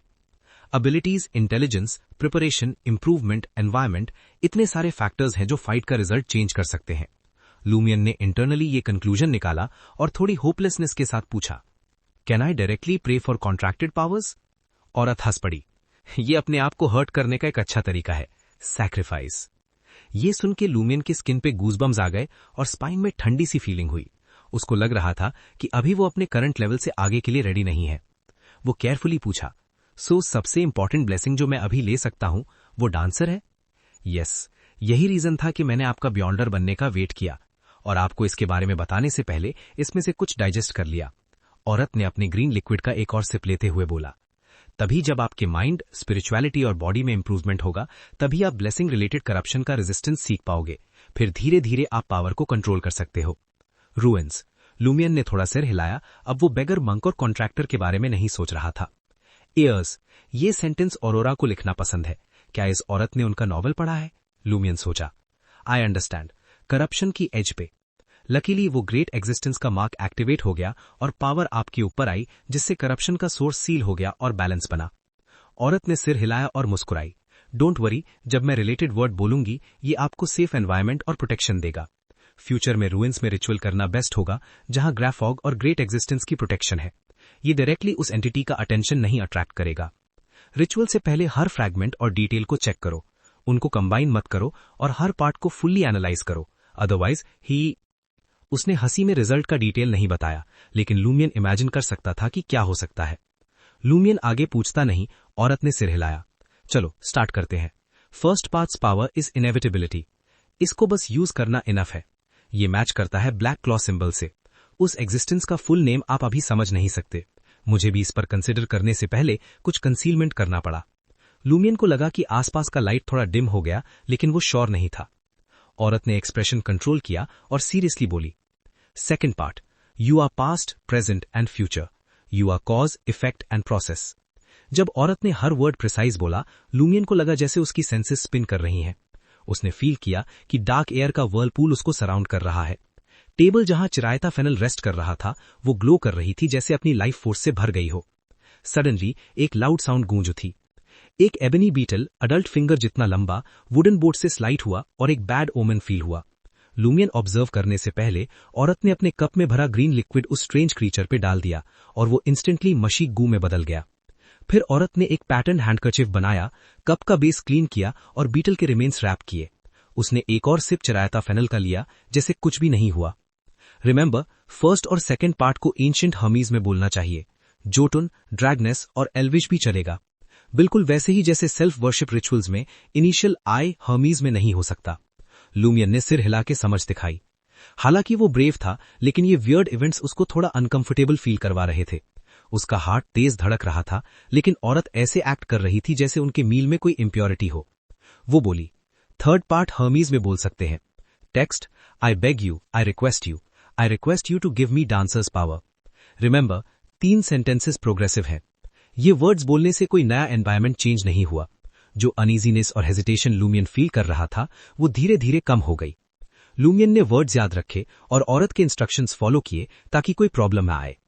औरत ने सैटिस्फैक्शन के साथ बाकी चिरायता फेनल टेस्ट किया। Candles, remaining 2 you can use in ritual as ashes, essential oils and extracts. Lumian ने आईब्रोज निट की। जहां डीईटी को रिप्रेजेंट करना हो वहां चीज होनी चाहिए जो डीईटी से क्लोजली रिलेटेड हो, लेकिन मेरा क्लॉ सिंबल चेस्ट पे है, मैं इसे रिमूव नहीं कर सकता, और अगर रिमूव भी करूं शायद यूज नहीं होगा। पावर सील हो गई थी उसके हार्ट और स्पिरिट बॉडी में। Little, didn't I tell you to make candles? जब कैंडल बनाओ चेस्ट से 5 ml ब्लड लो, ज्यादा या कम मैटर नहीं करता, मिक्स करो और कैंडल का पार्ट बन जाए। रिचुअल में कैंडल डेइटी के प्लेस पे रखी जाती है, सिर्फ एक कैंडल। ब्लड की वजह से कैंडल एंशिएंट हर्मीज से अवेकन हो जाएगी, सिंबल बन के डायरेक्टली आपकी तरफ पॉइंट करेगा। फिर सब्सिक्वेंट स्टेप से आपके अंदर सील्ड पावर पार्शियली एक्टिवेट हो जाएगी। ये ड्यूअलिस्ट रिचुअल का एक स्पेशल वर्जन लग रहा था। औरोरा ने नहीं बताया कि ये ऐसे भी हो सकता है, इसीलिए ज्यादा लोग नहीं जानते। लूमियन ने सोचा और पूछा, can I use grey amber as perfume? उसको याद आया कि उसकी सिस्टर के पास ये था और वो इसको एम्बर ग्रिस कहती थी। औरत ने सिर हिलाया और बोला, sure, use as essential oil. उस केस में लूमियन के पास ग्रे एम्बर था, घर में थोड़ा क्लोव भी था, ट्यूलिप और डियर मस्क अरेंज करना था। सोचने के बाद 3 ऑप्शंस थे। औरोरा ने ऑलरेडी मटेरियल प्रिपेयर किया हो, एडमिनिस्ट्रेटर्स रेजिडेंस में मिल सकता है, या प्रीस्ट्स का हाउस एक ऑप्शन हो सकता है। लूमियन ने डिसाइड किया कि वो अपनी सिस्टर को रिचुअल के बारे में इन्फॉर्म करेगा और इंस्ट्रक्शंस को ब्रेक करके देगा। औरत जाने वाली थी। लूमियन ने पूछा, who was that lizard coming out of the deputy priest's mouth? औरत मुस्कुराई और बोली, I cannot explain it to you. औरत के जाने के बाद लूमियन ने पेन और पेपर लेके रिचुअल इंस्ट्रक्शन स्क्रैम्बल किए, फिर सही ऑर्डर में अरेंज किए। ओल्ड टैवर्न से निकलते ही लूमियन ने विलेज में 3 फॉरेनर्स ढूंढना स्टार्ट किया। थोड़ी देर में हल्की जिंगलिंग साउंड सुनाई दी। जैसे ही स्पीड बढ़ाता है, लूमियन के लिप्स पे स्माइल आ गई, जैसा एक्सपेक्टेड था। लिया ने वेल और शूज पे टूबेल्स लगाई थी। रायन डार्क बोलर हैट पहने था। वैलेंटीन ने पाउडर अपने हेड पे डाला था। लूमियन चाहता था आर्म्स ओपन करके चिल्लाए, my cabbage, I missed you so much, लेकिन तुरंत याद आया कि इस साइकिल में उनसे बात नहीं हुई थी। वो सीरियस फेस बना के रायन और दूसरे के पास गया। जैसे ही पास पहुंचा, धीरे बोला, I know who you're looking for, और आगे बढ़ गया। तीनों ने एक दूसरे को देखा, ऑकवर्डनेस हाइड की और लूमियन के पीछे ऐसे चले जैसे कुछ नहीं हुआ। चैप्टर 62। ल्यूमियन फॉरेस्ट के एज पर रुक गया, अपने घर से थोड़ी दूरी पर, और पीछे मुड़ के लिया और बाकी लोगों को देखा। ये जगह काफी सिक्लूडेड थी, कोई गांव वाला यहां से नहीं गुजरता था। फॉरेस्ट में लोग कम थे, इसलिए आसपास किसी को छुपते देखना काफी इजी था। जैसे ही टिंकलिंग साउंड, छोटी घंटियों की आवाज नजदीक आई, लिया मुस्कुराते हुए पूछी, तुम्हें कैसे पता कि हम किसी को ढूंढ रहे हैं? ल्यूमियन चुप रहा। उसने अपनी साथ लाई हुई एसेंशियल आइटम निकाली, द लीव्र ब्लू फ्रॉम होम। उसने आइटम उठाया और रायन और बाकी लोगों को वो पेजेस दिखाए जहां कुछ वर्ड्स कटआउट किए गए थे। बिना हेजिटेशन के रायन ने सर हिलाकर बोला, तो तुमने हेल्प के लिए लेटर लिखा? उन्होंने कभी कॉर्डू में हेल्प लेटर का मेंशन नहीं किया था और डेफिनेटली ये नहीं बताया था कि लेटर असेंबल हुआ है वर्ड्स कट करके लीव्र ब्लू से। अगर दूसरी पार्टी के पास बिगौर में कोई की इन्फॉर्मेंट नहीं था, तो ये लेटर सिर्फ लेटर राइटर ही भेज सकता था। लिया इंस्टिंक्टिवली आसपास देखी। उसके सर के ऊपर वेल से लटके 2 छोटी सिल्वर बेल्स अजीब तरीके से बिल्कुल साउंड नहीं कर रही थी। वैलेंटाइन पूछने ही वाला था कि आसपास लोग अजीब क्यों लग रहे हैं, तब रायन पजल्ड होके बोला, तुम कैसे श्योर हो कि हम वहां इस लेटर की वजह से हैं? You told me yourself. Lumian मुस्कुराया। कॉर्डू में ऐसे बहुत कम फॉरेनर्स आते हैं और उनमें से और भी कम लोग होते हैं जो वूमेज, चीज और लैम नहीं खरीदते और सिर्फ गांव में लोगों से बातें करते घूमते हैं। और मैंने कुछ बोला भी नहीं, बस ये लीव्ड ब्लू दिखाया। लिया को रियलाइजेशन हुआ और वो हंस पड़ी। So it's just a test. That's a brilliant idea. जो लोग लेटर के बारे में नहीं जानते वो तुम्हारे इंटेंशंस नहीं समझेंगे, इसलिए वो ज्यादा सस्पिशियस नहीं होंगे। एट मोस्ट वो सोचेंगे ये एक प्रैंक है और तुम कॉर्ड्यू के प्रैंकस्टर किंग हो। रायन ने हल्का सा सर हिलाकर अग्री किया।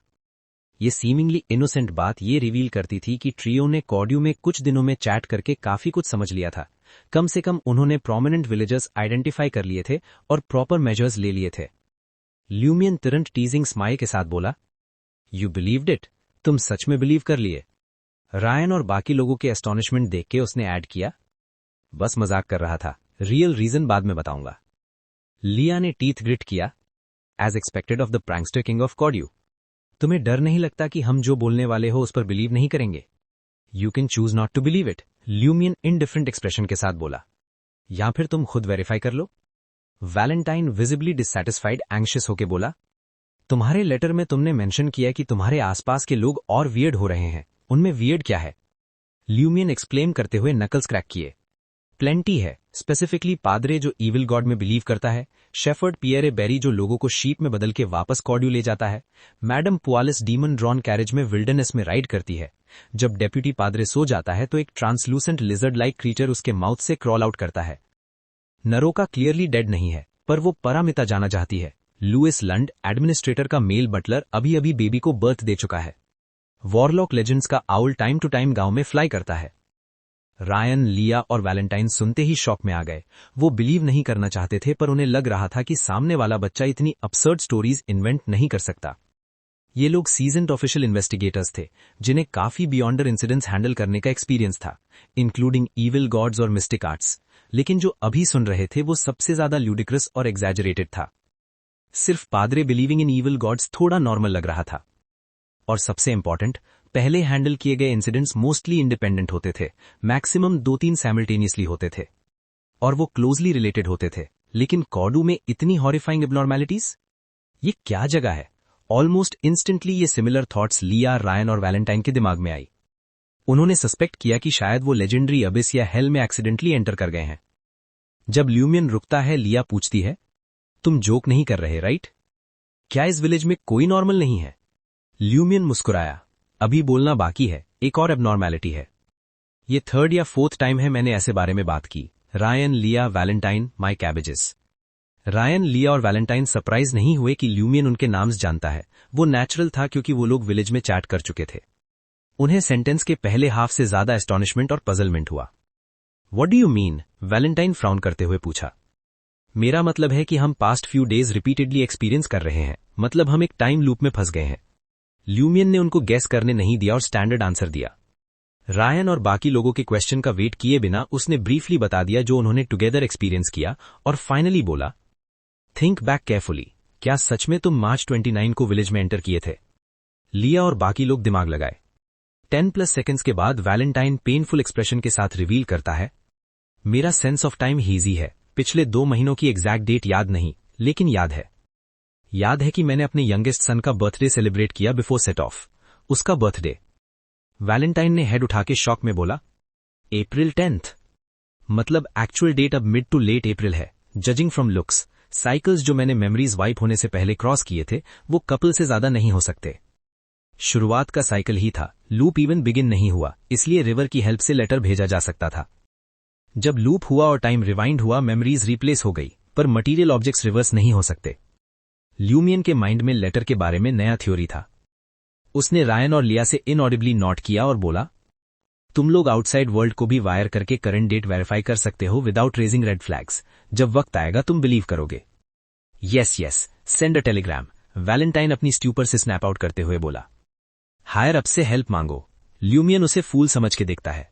हेल्प मांगो? ऐसे बिजार टाइम लूप के सामने ऑफिशियल्स नॉर्मली क्या करते हैं?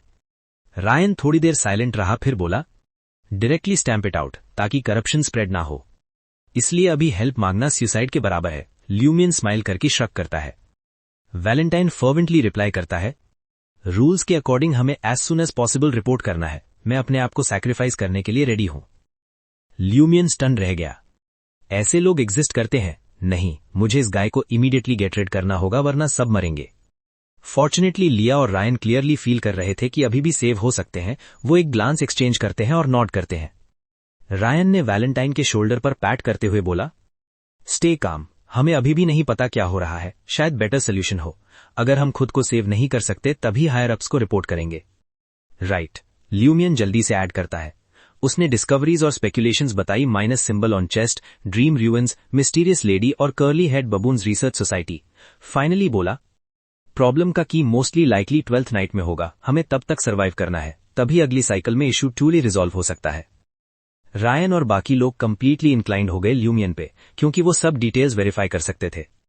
वैलेंटाइन काम हो गया और वाइफ और चिल्ड्रन याद किए। लिया एक्सहेल करते हुए बोली, नो वंडर तुम हमें जानते हो और जानते हो कि हम किसी को ढूंढ रहे हैं। पता चला कि उन्होंने प्रीवियस साइकिल में कम्युनिकेट किया था। वो सबकॉन्शियसली सिल्वर बेल टच करना चाहती थी डिविनेशन करने के लिए, लेकिन ल्यूमियन के एबनॉर्मैलिटीज याद करके होल्ड किया। वो नहीं चाहती थी कि डिविनेशन से एक्सप्लोजन हो, जो रियल इन्वेस्टिगेशन से पहले नहीं करनी चाहिए। रायन थोड़ी देर सोचकर ल्यूमियन से बोला, तुम ये बता रहे हो ताकि हम तुम्हारे और तुम्हारी सिस्टर के साथ कोऑपरेट करें? वेरी एस्ट्यूट माथाबिज, ल्यूमियन सीरियसली बोला। First, wire the outside world, बताओ कि तुम्हारी इन्वेस्टिगेशन में प्रोग्रेस हुआ है। पादरे का कुछ इशू लग रहा है। फिर पूछो लिजर्ड लाइक क्रीचर के बारे में, ये लीस्ट डिस्ट्रक्टिव एबनॉर्मैलिटी है। और रियल डेट कंफर्म करना, और ध्यान से करना, बाहर के लोगों को सस्पेक्ट नहीं होने देना। सेकंड, मेरी सिस्टर मैडम पुआलिस को आफ्टरनून टी के लिए इनवाइट करेगी। आई होप तुम एडमिनिस्ट्रेटर के मैंशन में स्नीक करोगे और सर्च में हेल्प करोगे। फ्यूचर का डिपेंड करता है इन्फॉर्मेशन जो आज मिलेगी। रायन, लिया और वैलेंटाइन एक दूसरे को देखे और फील किया कि ल्यूमियन का रिक्वेस्ट अनरीजनेबल नहीं है। यही वो करते। चारों लोग विलेज स्क्वायर में पहुंचे। रायन आउटसाइड वर्ल्ड को वायर करने चला गया। लिया, वैलेंटाइन और ल्यूमियन एल्म ट्री के नीचे वेट कर रहे। काम होने के बाद लिया ल्यूमियन को क्यूरियस ग्लांस के साथ देखती है। तुम बियॉन्डर हो और तुम्हारी सिस्टर भी? यस, ल्यूमियन ओपनली बोला। लिया हंस के बोली, तुम्हें डर नहीं लगता हमारे अरेस्ट होने का? अभी हम सेम बोट में हैं। जब बोट सिंक होने वाला हो हम एक दूसरे को हेल्प कर सकते हैं। फ्यूचर के लिए बाद में बात करेंगे। अभी नहीं पता कि अगर लूप से एस्केप कर पाएंगे या नहीं। राइट, लिया ने वैलेंटाइन को देखा। ये टॉपिक इसलिए लाया कि कंपेनियन स्टूपिड काम न करे। वैलेंटाइन का एक्सप्रेशन कोल्ड था पर नॉट किया। फिर लिया, जो ज्यादा कंसर्न कर रही थी, पूछती है, तुम प्रीवियस मेमोरीज कैसे रख सकते हो? I am not telling you. Lumian मुस्कुराया। लिया का रिस्पॉन्स वेट किए बिना उसने हाथ फैलाया। बस मजाक कर रहा था। एक्चुअली मुझे भी श्योर नहीं, समहाउ मेमोरीज रिटेन हो गई और सिर्फ लास्ट 2 साइकिल से। Think back what happened back then, ये इंपॉर्टेंट हो सकता है, लिया थोड़ी सोचकर बोली। ल्यूमियन सिंसियरली बोला, मैं सोच रहा हूं पर कुछ फिगर आउट नहीं हुआ, शायद सडनली रियलाइज होगा जब कुछ एनकाउंटर होगा। लिया एनालिसिस करने ही वाली थी कि रायन जो रिप्लाई ले चुका था एडमिनिस्ट्रेशन बिल्डिंग से बाहर आया। Chapter 63 shocking news. लिया और वैलेंटाइन एक साथ रायन से पूछते हैं, कैसे हैं? हालांकि उन्होंने पहले ही लूमियन की बातों पे बिलीव कर लिया था, फिर भी इंसान नेचुरली होप करता है कि शायद प्रॉब्लम इतनी सीरियस नहीं है, शायद ये बच्चा एग्जैजरेट करने के लिए इतना नॉलेजेबल नहीं है। रायन आसपास देखता है और देखता है कि एल्म ट्री के अराउंड कोई और नहीं है। उसने धीरे से बोला, मुझे डायरेक्टली पूछने से डर लगता था, बस इतना पता है कि real date already late April में है, एग्जैक्ट डेट नहीं पता। लिया और वैलेंटाइन चुप हो गए। हाँ, सच में वो लोग एक स्ट्रेंज टाइम लूप में फंस गए थे। डिफरेंट फाइल्स और इन्फॉर्मेशन देख के लग रहा था कि ये डेफिनेटली कोई ऐसा सिचुएशन नहीं है जो ये 3 हैंडल कर सकें। ये लोग सीजन बियॉन्डर्स थे जो पहले काफी बियॉन्डर इंसिडेंट्स हैंडल कर चुके थे, लेकिन ये पहली बार था कि उन्होंने इतना सीरियस और एबनॉर्मल सिचुएशन देखा। लिया लूमियन की तरफ देखती है और पूछती है, कोर्डू कौन सा जगह है? एबनॉर्मलिटीज हर जगह थी और हर एक प्रीवियस से ज्यादा एग्जैजरेटेड लग रही थी। मैं भी नहीं जानता, लूमियन इनोसेंट एक्सप्रेशन के साथ बोला। लूप के पहले ये जगह ब्यूटीफुल थी और लोग सिंपल थे, सब नॉर्मल और हॉस्पिटेबल थे। वो 3 फॉरेनर्स को ये नहीं बताता कि उनके सामने खड़ा हुआ भी एक एबनॉर्मलिटी है। रायन साय करता है और बोलता है, मैंने कभी इतनी सारी एबनॉर्मलिटीज एक साथ नहीं देखी और सब सीरियस हैं। This is the most dangerous situation I have ever faced, Valentine echo करता है। लूमियन थोड़ा नंब हो गया था। वो स्नीयर करते हुए बोला, नॉर्मल है कि तुमने पहले नहीं देखा, क्योंकि जो लोग देख चुके थे वो अब मर चुके हैं। तुम जैसे लोग चाइल्डहुड के बाद सरवाइव नहीं करेंगे। Killed in the cradle. Lumion अपने आप को मॉक करता है और रायन से पूछता है, डेप्यूटी पैड्रे के बारे में पता चला? रायन सर हिला के बोलता है, पिछले कुछ सालों में सिमिलर लेजेंड्स नॉर्दर्न और सदर्न कॉन्टिनेंट्स के अलग अलग जगह में आए। लेजेंड कहता है कि हेवन ने एक ग्रुप ऑफ सिंफुल एल्व्स को जमीन पर भेज दिया। ये सिर्फ ह्यूमन बॉडीज में रह सकते हैं, होपिंग कि अपने सिंस रिडीम करें और एब्सोल्यूशन गेन करें बिफोर हेवन वापस जाएं। कुछ वर्जन्स में ये एल्व्स ट्रांसल्यूसेंट लिजर्ड्स में अपीयर होते हैं, लेकिन जो एल्फ में रेफर कर रहा हूं वो एंशिएंट एल्फ रेस नहीं है। ये ज्यादा एक मिक्सचर है फेरीज और वेरियस स्पिरिट्स का। फिर से रिसेंट ईयर्स में लूमियन को याद आया कि मैडम नाइट का लेजेंड भी रिसेंटली सर्फेस हुआ था। ये वर्ल्ड क्या गलत हो गया है? वो थोड़ी देर सोचता है और पूछता है, ये स्पेसिफाई किया गया कि कौन से डेटी का हेवन है? रायन सर शेक करता है। इंटरेस्टिंग बात यह है कि हर एक पर्सन जो क्लेम करता है कि एल्फ देखा, वो सोचता है कि वो उनके लोकल डेटी के किंगडम से है। लोकल डेटी का मतलब ऑर्थोडॉक्स गॉड्स है of local faith. Different deities के हेवंस। लूमियन ने स्काई की तरफ गेज किया। क्या ये लिजर्ड लाइक एल्फ स्काई से आया था? लेकिन ऑरोर के अकॉर्डिंग स्काई के बियॉन्ड कॉस्मॉस है। हर स्टार एक वर्ल्ड रिप्रेजेंट करता है। तो क्या ये एक्स्ट्रा टेरेस्ट्रियल बीइंग्स हैं या फिर एस्ट्रल प्लेन के क्रीचर्स हैं जो मिस्टिसिज्म से बियॉन्ड है? लूमियन के दिमाग में क्वेश्चंस घूम रहे थे। वो क्यूरियस होकर पूछता है, इन सम वर्जन्स ये एल्व्स ट्रांसल्यूसेंट लिजर्ड्स में अपीयर होते हैं और बाकी डिटेल्स क्या है? रायन फिर से शेक करता है। बस इतना ही शॉर्ट पीरियड में पता चल सका, शायद उन्हें हेडक्वार्टर्स से और इन्फो लेनी पड़ेगी। लिया थोड़ी देर सोचती है और बोलती है, मैं एल्व्स के लेजेंड से फेमिलियर हूं। एक बार मैं लैंडबर्ग का नेटिव मिली थी जो बताती थी कि साउथ सेंट्रल जोन के फार्मर्स ने रीसेंट ईयर्स में मिस्चिवस फेरीज देखी हैं। ये क्रीचर्स जो एल्प्स के नाम से जाने जाते हैं, उनके घर और फील्ड्स में प्रैंक या छोटे वैंडलिज्म करते हैं। साउथ सेंट्रल जोन में लैंडबर्ग, मैसन, सेगा और कुछ स्मॉल कंट्रीज थे। इसमें इंटस रिपब्लिक, लोएन किंगडम और फेन पॉटर किंगडम के कुछ एरियाज भी इंक्लूड थे। मोस्टली हाईलैंड्स, माउंटेन्स, फॉरेस्ट्स और रूइंस वाले एरियाज। लूमियन अटेंटिवली सुनता है और सोचता है, ये कोई आइसोलेटेड फिनोमिनन नहीं है। हर एल्फ का अपना यूनिक वे होता है ट्रबल क्रिएट करने का। रायन मुस्कुराते हुए कहता है, और जो लिजर्ड्स ह्यूमन बॉडीज में इनहैबिट करते हैं वो शायद सबसे मलेवलेंट हैं। ये पता नहीं कि सबसे डेंजरस है या नहीं। कोर्डू में इतनी सारी एबनॉर्मलिटीज हैं तो पैरासिटिक एल्फ भी कोई आइसोलेटेड फिनोमिनन नहीं लगता। शायद कोई इसे डेप्यूटी पैड्रे कंट्रोल करने के लिए यूज कर रहा है। लूमियन सोचता है, very clear line of thinking. वो विलेजर्स को देखता है जो काम खत्म करके घर जा रहे हैं और लिया और बाकी को बोलता है, meet me behind the hill जहां एडमिनिस्ट्रेटर का कैसल है एट 3:30 PM। तुम क्लूज ढूंढने के लिए मेरे साथ चलोगे? ऑफ कोर्स, रायन अग्री करता है। लिया लूमियन को बोलती है जाने से पहले, बस इतना ही, तुम्हें कैसल, वहां के लोगों और मैडम पुआलिस की एबनॉर्मलिटी के बारे में ब्रीफ करना चाहिए। बिन प्रेपरेशन के सर्च और एक्सप्लोर नहीं कर सकते। लूमियन नहीं चाहता कि मैडम पुआलिस के मैटर याद करें, लेकिन लिया की बात लॉजिकल लगती है। वो डिस्कम्फर्ट को इंड्योर करता है और पूरा स्टोरी बताता है। रायन और बाकी मेंटली प्रिपेयर्ड हैं, लेकिन थोड़ा डल लगता है स्टोरी सुन के। लिया अपनी टिंकलिंग लाफ्टर से मूड लाइटन करती है। मुझे कोई प्रॉब्लम नहीं, हो सकता है फ्यूचर में मुझे भी ऐसा एक्सपीरियंस हो। ये अपॉर्चुनिटी मोस्टली मेन को नहीं मिलती, तुम्हें चेरिश करना चाहिए। लेकिन वैलेंटाइन इग्नोर करता है और कोल्ड विस्पर में बोलता है, ये सब प्योरीफाई होना चाहिए, प्योरीफाई। लूमियन नहीं चाहता कि वैलेंटाइन प्रवोक हो, बस हाथ वेव करता है, सी यू इन दी आफ्टरनून। कुछ स्टेप्स चलने के बाद लूमियन वेरीली रायन को देखता है और पूछता है, बर्ट्रैंड को टेलीग्राम के कंटेंट का पता था? बर्ट्रैंड टेलीग्राफ के लिए रिस्पॉन्सिबल था, और अगर उसे डेट और एल्व्स के लेजेंड का पता था, मतलब एडमिनिस्ट्रेटर को भी पता है। अगर एडमिनिस्ट्रेटर को पता है, मैडम पुआलिस को भी पता होगा। डोंट वरी, रायन अश्योर करता है, हमारे पास सीक्रेट कोड है, वो डिसाइफर नहीं कर पाएगा। लूमियन साई करता है और विलेज स्क्वायर छोड़ के बिल्डिंग की तरफ जाता है। कुछ दूरी चलने के बाद लूमियन आवा लेजियर को देखता है, जो व्हाइट गीस का फ्लॉक घर लेके जा रही है। Hey, isn't this a spring elf? Lumian Lent celebration के ब्लडी सीन्स को माइंड से पुश करते हुए अवा को अपनी यूजुअल क्विप के साथ ग्रीट करता है।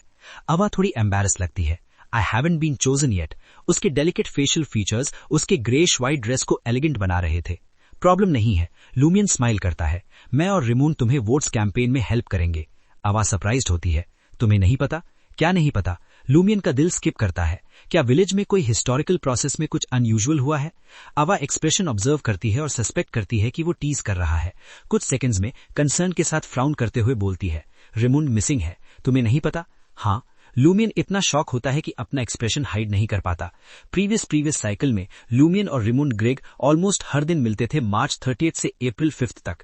तब वो वाटर साइड रिचुअल फॉलो करते हुए रिमुंड को रिवर में थ्रो करते थे। जैसे पहले के साइकिल्स में रिमुंड फर्दर स्विम करके घर वापस आता था और नाइट तक घर से नहीं निकलता था। पिछले 2 साइकिल्स में लूमियन के पास ज्यादा काम था, वो रिमुंड ढूंढने नहीं गया। अब अवा बता रही है कि रिमुंड मिसिंग है आज। ये प्रीवियस साइकिल में कभी नहीं हुआ था। अवा के एक्वा ब्लू आइज क्लियर होती है कंफ्यूजन से। तुम सच में नहीं जानते? रिमुंड का फादर शायद आज तुमसे पूछेगा कि रिमुंड कहाँ गया। लूमियन दिल में ट्यूमल्टस वेव सप्रेस करता है और पूछता है, रिमुंड कब डिसअपियर हुआ? 2 दिन पहले। अवा रिकॉल करती है, वो 29 आफ्टरनून में घर से निकलने के बाद वापस नहीं आया। फैमिली अज्यूम करती थी कि वो ओल्ड टैवर्न या ग्रीन वॉचर्स के साथ चैट कर रहा होगा। वो सिर्फ लास्ट नाइट सर्च स्टार्ट किया। शायद वो आज तुमसे पूछेंगे। वो पॉज करती है और धीरे बोलती है, वो सस्पेक्ट करते हैं कि रिमुंड छिप के गया क्योंकि वो शेपर्ड का काम नहीं सीखना चाहता। लूमियन रफली समझता है सिचुएशन। 29 आफ्टरनून ने उसे लूप के बिगिनिंग याद दिलाया। पिछले 2 साइकिल्स भी 29 आफ्टरनून से स्टार्ट हुए थे, मतलब रिमुंड डिसअपियर हुआ बिगिनिंग ऑफ द साइकिल से। ये शायद मतलब कोई हिस्ट्री डेलिबरेटली चेंज नहीं कर रहा। फिर ये एनोमली और डिफरेंस क्यों है? लूमियन डीप थॉट में चला गया। अवा सॉफ्टली पूछती है, तुम्हें पता है रिमुंड कहाँ गया? पिछले कुछ दिन में नहीं देखा। लूमियन ट्रूथफुली बोलता है। वो सस्पेक्ट करता है कि रिमुंड डिसअपियरेंस प्रीवियस साइकिल में रिवर में थ्रो होने से लिंक्ड है, लेकिन रिमुंड कोडू लीव नहीं कर सकता, नहीं तो लूप ट्रिगर हो जाएगा। अवा से फेयरवेल के बाद लूमियन काम रहने की कोशिश करता है और घर वापस जाता है। वो और डिस्कशन के मूड में नहीं था। इनिशियली उसने रिमुंड डिसअपियरेंस अरोर को बताया। अरोर सीरियस हो गई, ब्राउज फरो करते हुए विस्पर किया, अगर तुमने मेंशन नहीं किया होता मैं कंप्लीटली भूल जाती इस पर्सन के बारे में। वो सिंपल रोजमेरी ड्रेस पहनती है और पेसिंग करते हुए लूमियन पोटेंशियल रीजंस कॉन्टेम्पलेट करते हैं। कुछ देर बाद अरोर लूमियन को देखकर सॉलिमली बोलती है, अगर लेंट वाटर साइड रिचुअल का क्रक्स ये है कि सैक्रिफाइसेस ऑफर किए जाएं रिवर के कॉन्सेप्ट के लिए, तो क्या ये पॉसिबल है कि रिमुंड जो रिवर में थ्रो हुआ वो भी सैक्रिफाइस माना गया और किसी एंटिटी ने ले लिया? और फिर जब कोई टैंजिबल रिवॉर्ड नहीं हुआ तो साइकिल में उसकी एब्सेंस एज अ डिसअपियरेंस दिखाया गया। लूमियन हेड शेक करता है, ये साइकिल ट्रिगर करेगा। ह्यूमंस का कोडू और सराउंडिंग एरिया से डिपार्चर ट्रिगर के जैसे काम करता है। अरोर प्रोफाउंड वॉइस में पूछती है, अगर ये कॉप्स के फॉर्म में हो तो? Chapter 64 weapon in the form of a cops. ये सब सुनते ही लूमियन का दिल सीधा नीचे गिर गया। उसका हार्ट लिटरली हैवी हो गया। अगर रेमंड का बॉडी सैक्रिफाइस के थ्रू लूप से बाहर चला गया हो तो वो फिर कभी लूप के थ्रू रिवाइव नहीं होगा। मतलब अगर कोरुडू का जो एबनॉर्मल सिचुएशन है वो सॉल्व हो भी जाए तब भी रेमंड वापस नहीं आएगा। तब वो सिर्फ मिसिंग नहीं रहेगा, वो सच में मर चुका होगा परमानेंटली। लूमियन खुद को जितना भी कन्विंस करने की कोशिश करे कि रेमंड एक बेवकूफ टाइप का लड़का है और उसका क्लोज फ्रेंड नहीं है, फिर भी सच ये था कि वो दोनों लगभग 5 साल से एक दूसरे को जानते थे। 5 साल कोई छोटा टाइम नहीं होता। वो साथ में खेले थे, साथ में लोगों को प्रैंक किया था, साथ में डांट खाई थी, साथ में छोटे बड़े एडवेंचर्स किए थे। इतना सब शेयर करने के बाद किसी को इग्नोर करना एज इफ वो स्ट्रेंजर हो पॉसिबल ही नहीं है। लूमियन को अचानक रियलाइज हुआ कि औरोर के बाद अगर किसी के साथ उसने सबसे ज्यादा वक्त स्पेंड किया है तो वो रेमंड ही है। उसके दिमाग में औरोर की एक बात घूम गई, जो लोग थोड़े फूलिश होते हैं वो ज्यादा लकी होते हैं। फिर ये सब रेमंड के साथ क्यों हो रहा है? लूमियन का अंदर का गुस्सा और दुख एक साथ बाहर आया। वो बोला, इवन अगर वो कॉप्स बन गया हो तब भी उसका स्पिरिट तो होगा, स्पिरिट साइकिल को ट्रिगर करेगा। औरोर ने धीरे से सांस छोड़ी। उसका टोन सॉफ्ट था लेकिन उसमें टेंशन क्लियरली थी। हो सकता है जो एंटिटी सैक्रिफाइस रिसीव कर रही है उसको स्पिरिट में इंटरेस्ट ही ना हो, शायद उसको सिर्फ फ्लैश और ब्लड चाहिए। शायद उसने जानबूझकर लूप को ट्रिगर नहीं किया। शायद उसको रेमंड का स्पिरिट नहीं चाहिए था, सिर्फ उसका बॉडी। अगर ऐसा है तो इसका मतलब रेमंड का कॉप्स सिर्फ एक खाली बॉडी है, बिना स्पिरिचुअलिटी के, बिना सोल के, सिर्फ मैटर। और अगर सिर्फ मैटर हो तो वो लूप से बाहर जा सकता है बिना रिबूट ट्रिगर किए। औरोर की बात सुनते ही लूमियन के दिमाग में एक सीन चलने लगा। सब लोग पानी से बाहर आ गए थे। रेमंड थोड़ा और दूर तक स्विम कर रहा था। फिर अचानक एक इनविजिबल फोर्स ने उसके पैर पकड़ लिए। किसी ने उसका मुंह बंद कर दिया, उसको नीचे खींच लिया। रिवर के अंधेरों में वो स्ट्रगल कर रहा है लेकिन आवाज नहीं निकल पा रही। फिर धीरे धीरे वो ड्राउन हो जाता है। उसका स्पिरिट या तो रिवर के बॉटम में रह जाता है या फिर डिस्ट्रॉय हो जाता है और उसका बॉडी कहीं दूर बहकर चला जाता है और सैक्रिफाइस बन जाता है। ये सोचकर लूमियन का चेस्ट टाइट हो गया, लेकिन नेक्स्ट मोमेंट उसको एक आइडिया आया। चाहे रेमंड का स्पिरिट डिस्ट्रॉय हुआ हो या नहीं, जब साइकिल रीस्टार्ट होगा लॉजिकली वो घोस्ट के फॉर्म में अपीयर होना चाहिए। औरोर ने सिर हिलाया, लॉजिक के हिसाब से हाँ। फिर वो थोड़ा सीरियस होकर बोली, आज रात के बाद मैं एक साइकिक रिचुअल करूंगी। देखते हैं क्या मैं रेमंड का स्पिरिट फाइंड कर सकती हूँ, लेकिन बेस्ट होगा अगर हमारे पास उसकी कोई पर्सनल चीज हो, कोई ऐसी चीज जो वो रोज यूज करता था। लूमियन ने बिना डिले के जवाब दिया, मैं आफ्टरनून में कैसल एक्सप्लोर करने के बाद रेमंड के घर जाऊंगा। वैसे भी उसके पेरेंट्स मुझे ढूंढ रहे हैं उसके बारे में पूछने के लिए। उसको कॉन्फिडेंस था, उसकी हंटर स्किल्स और विजिलेंस के साथ रेमंड की कोई यूज्ड आइटम लेना मुश्किल नहीं होगा। औरोर ने मना नहीं किया। ठीक है। लूमियन ने एक लंबी सांस ली। औरोर, ग्रैंड सॉर, क्या तुम स्पिरिट्स को चैनल कर सकती हो? औरोर हल्का सा हंसी, लेकिन उस हंसी में सेल्फ मॉकिंग टोन था।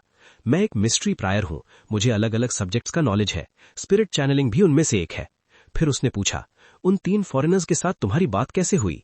लूमियन ने उस मिस्टीरियस लेडी के साथ हुई डिस्कशन और रायन, लेया, वैलेंटाइन के साथ बात सब बता दिया।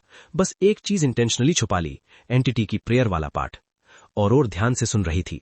फिर उसने कहा, करप्शन को एक्टिवली रेजिस्ट करना डेंजरस है, बहुत रिस्की, लेकिन ड्रीम रूइंस को एक्सप्लोर करने का और साइकिल तोड़ने का और कोई रास्ता भी नहीं है।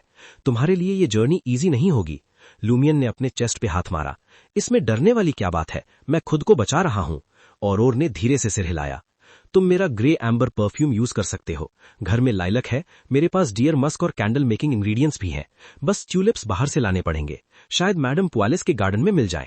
लूमियन ने तुरंत बोला, वो ब्लूम हो चुके हैं। लास्ट साइकिल में जब वो औरोर कैसल गए थे कैरेज बोरो करने, तब उन्होंने देखा था कि गार्डन में काफी फ्लावर्स ऑलरेडी ब्लूम कर चुके थे, जो अर्ली स्प्रिंग के हिसाब से अनयूजुअल था।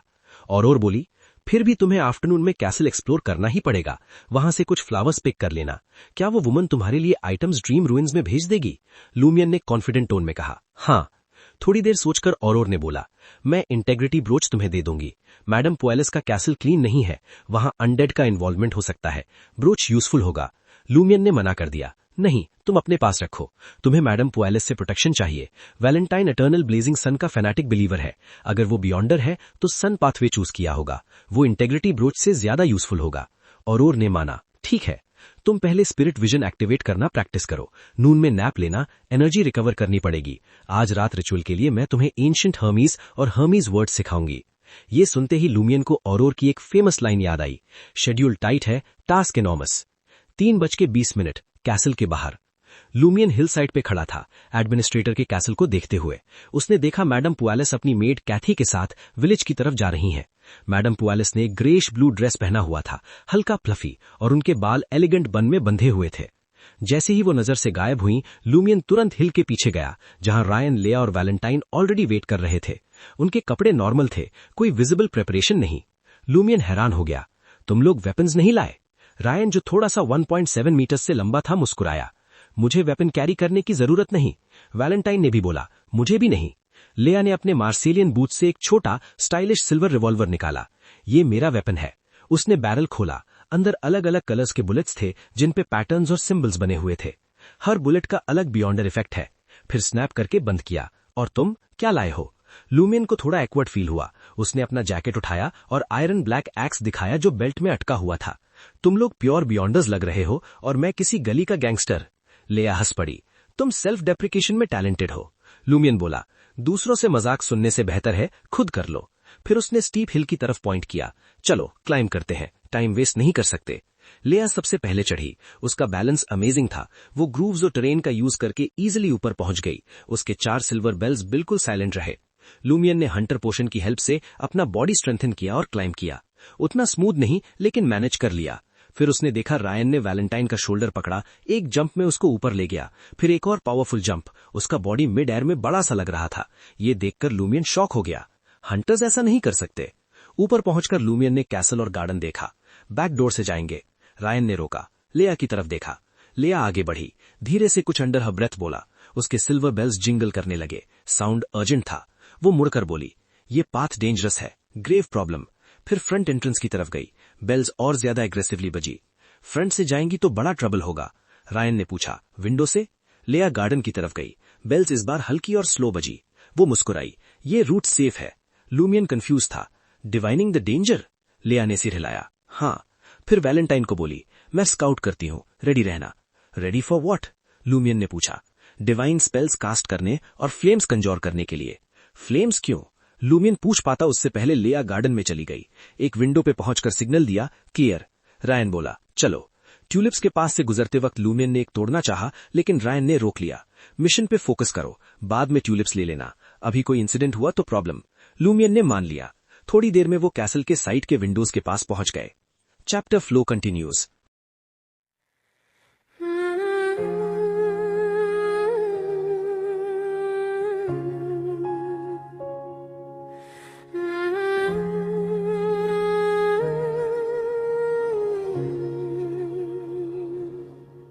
In the beginning, before the stars learned how to whisper their names, there was only the mother goddess of depravity. Her breath birthed the heavens and the earth. Her gaze the abyss where creation and destruction waltzed as one. She is the origin of evil, the first seed of life, the indestructible force that shapes all existence. She is the brood hive of filth. She nurtures the soul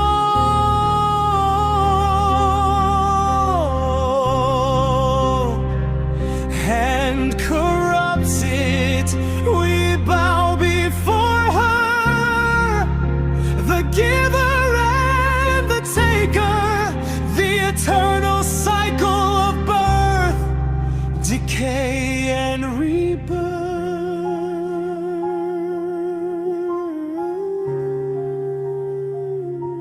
O Divine Mother, we come to you in awe, seeking your infinite wisdom within the darkness. For you are the fountain of all desires, the source of creation and of ruin. Life is woven from chaos. Through you, death is reborn into new form. Your hands cradle us, oh Mother, in your embrace we find solace and wholeness. Teach us the ways of the forsaken. Guide our hearts to the depths of our cravings. In your eternal wisdom, we are made whole. In your boundless love, we are broken and rebirth.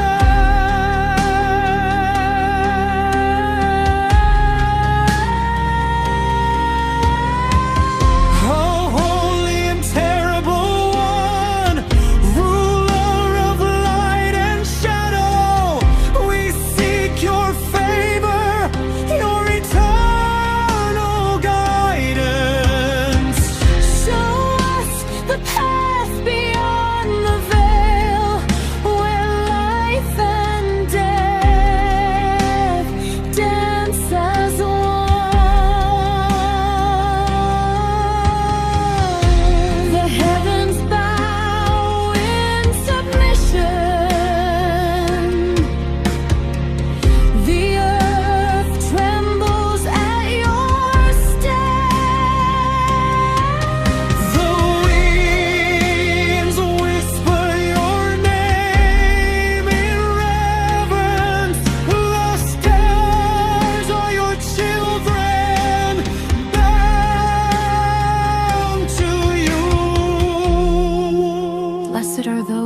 walk the mother's path,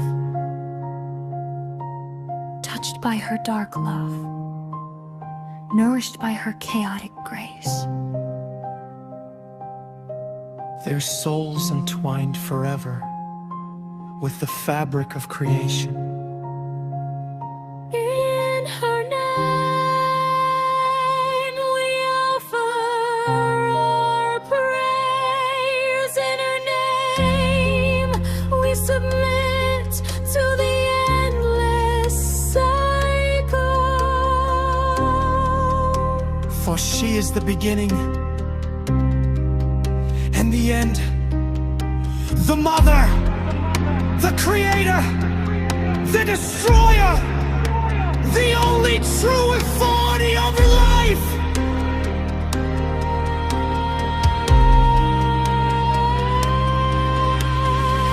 Let us live in her shadow. Let us grow in her warmth. Let us serve in her name. For we are her children, born from her womb of filth, destined to return to her evermore.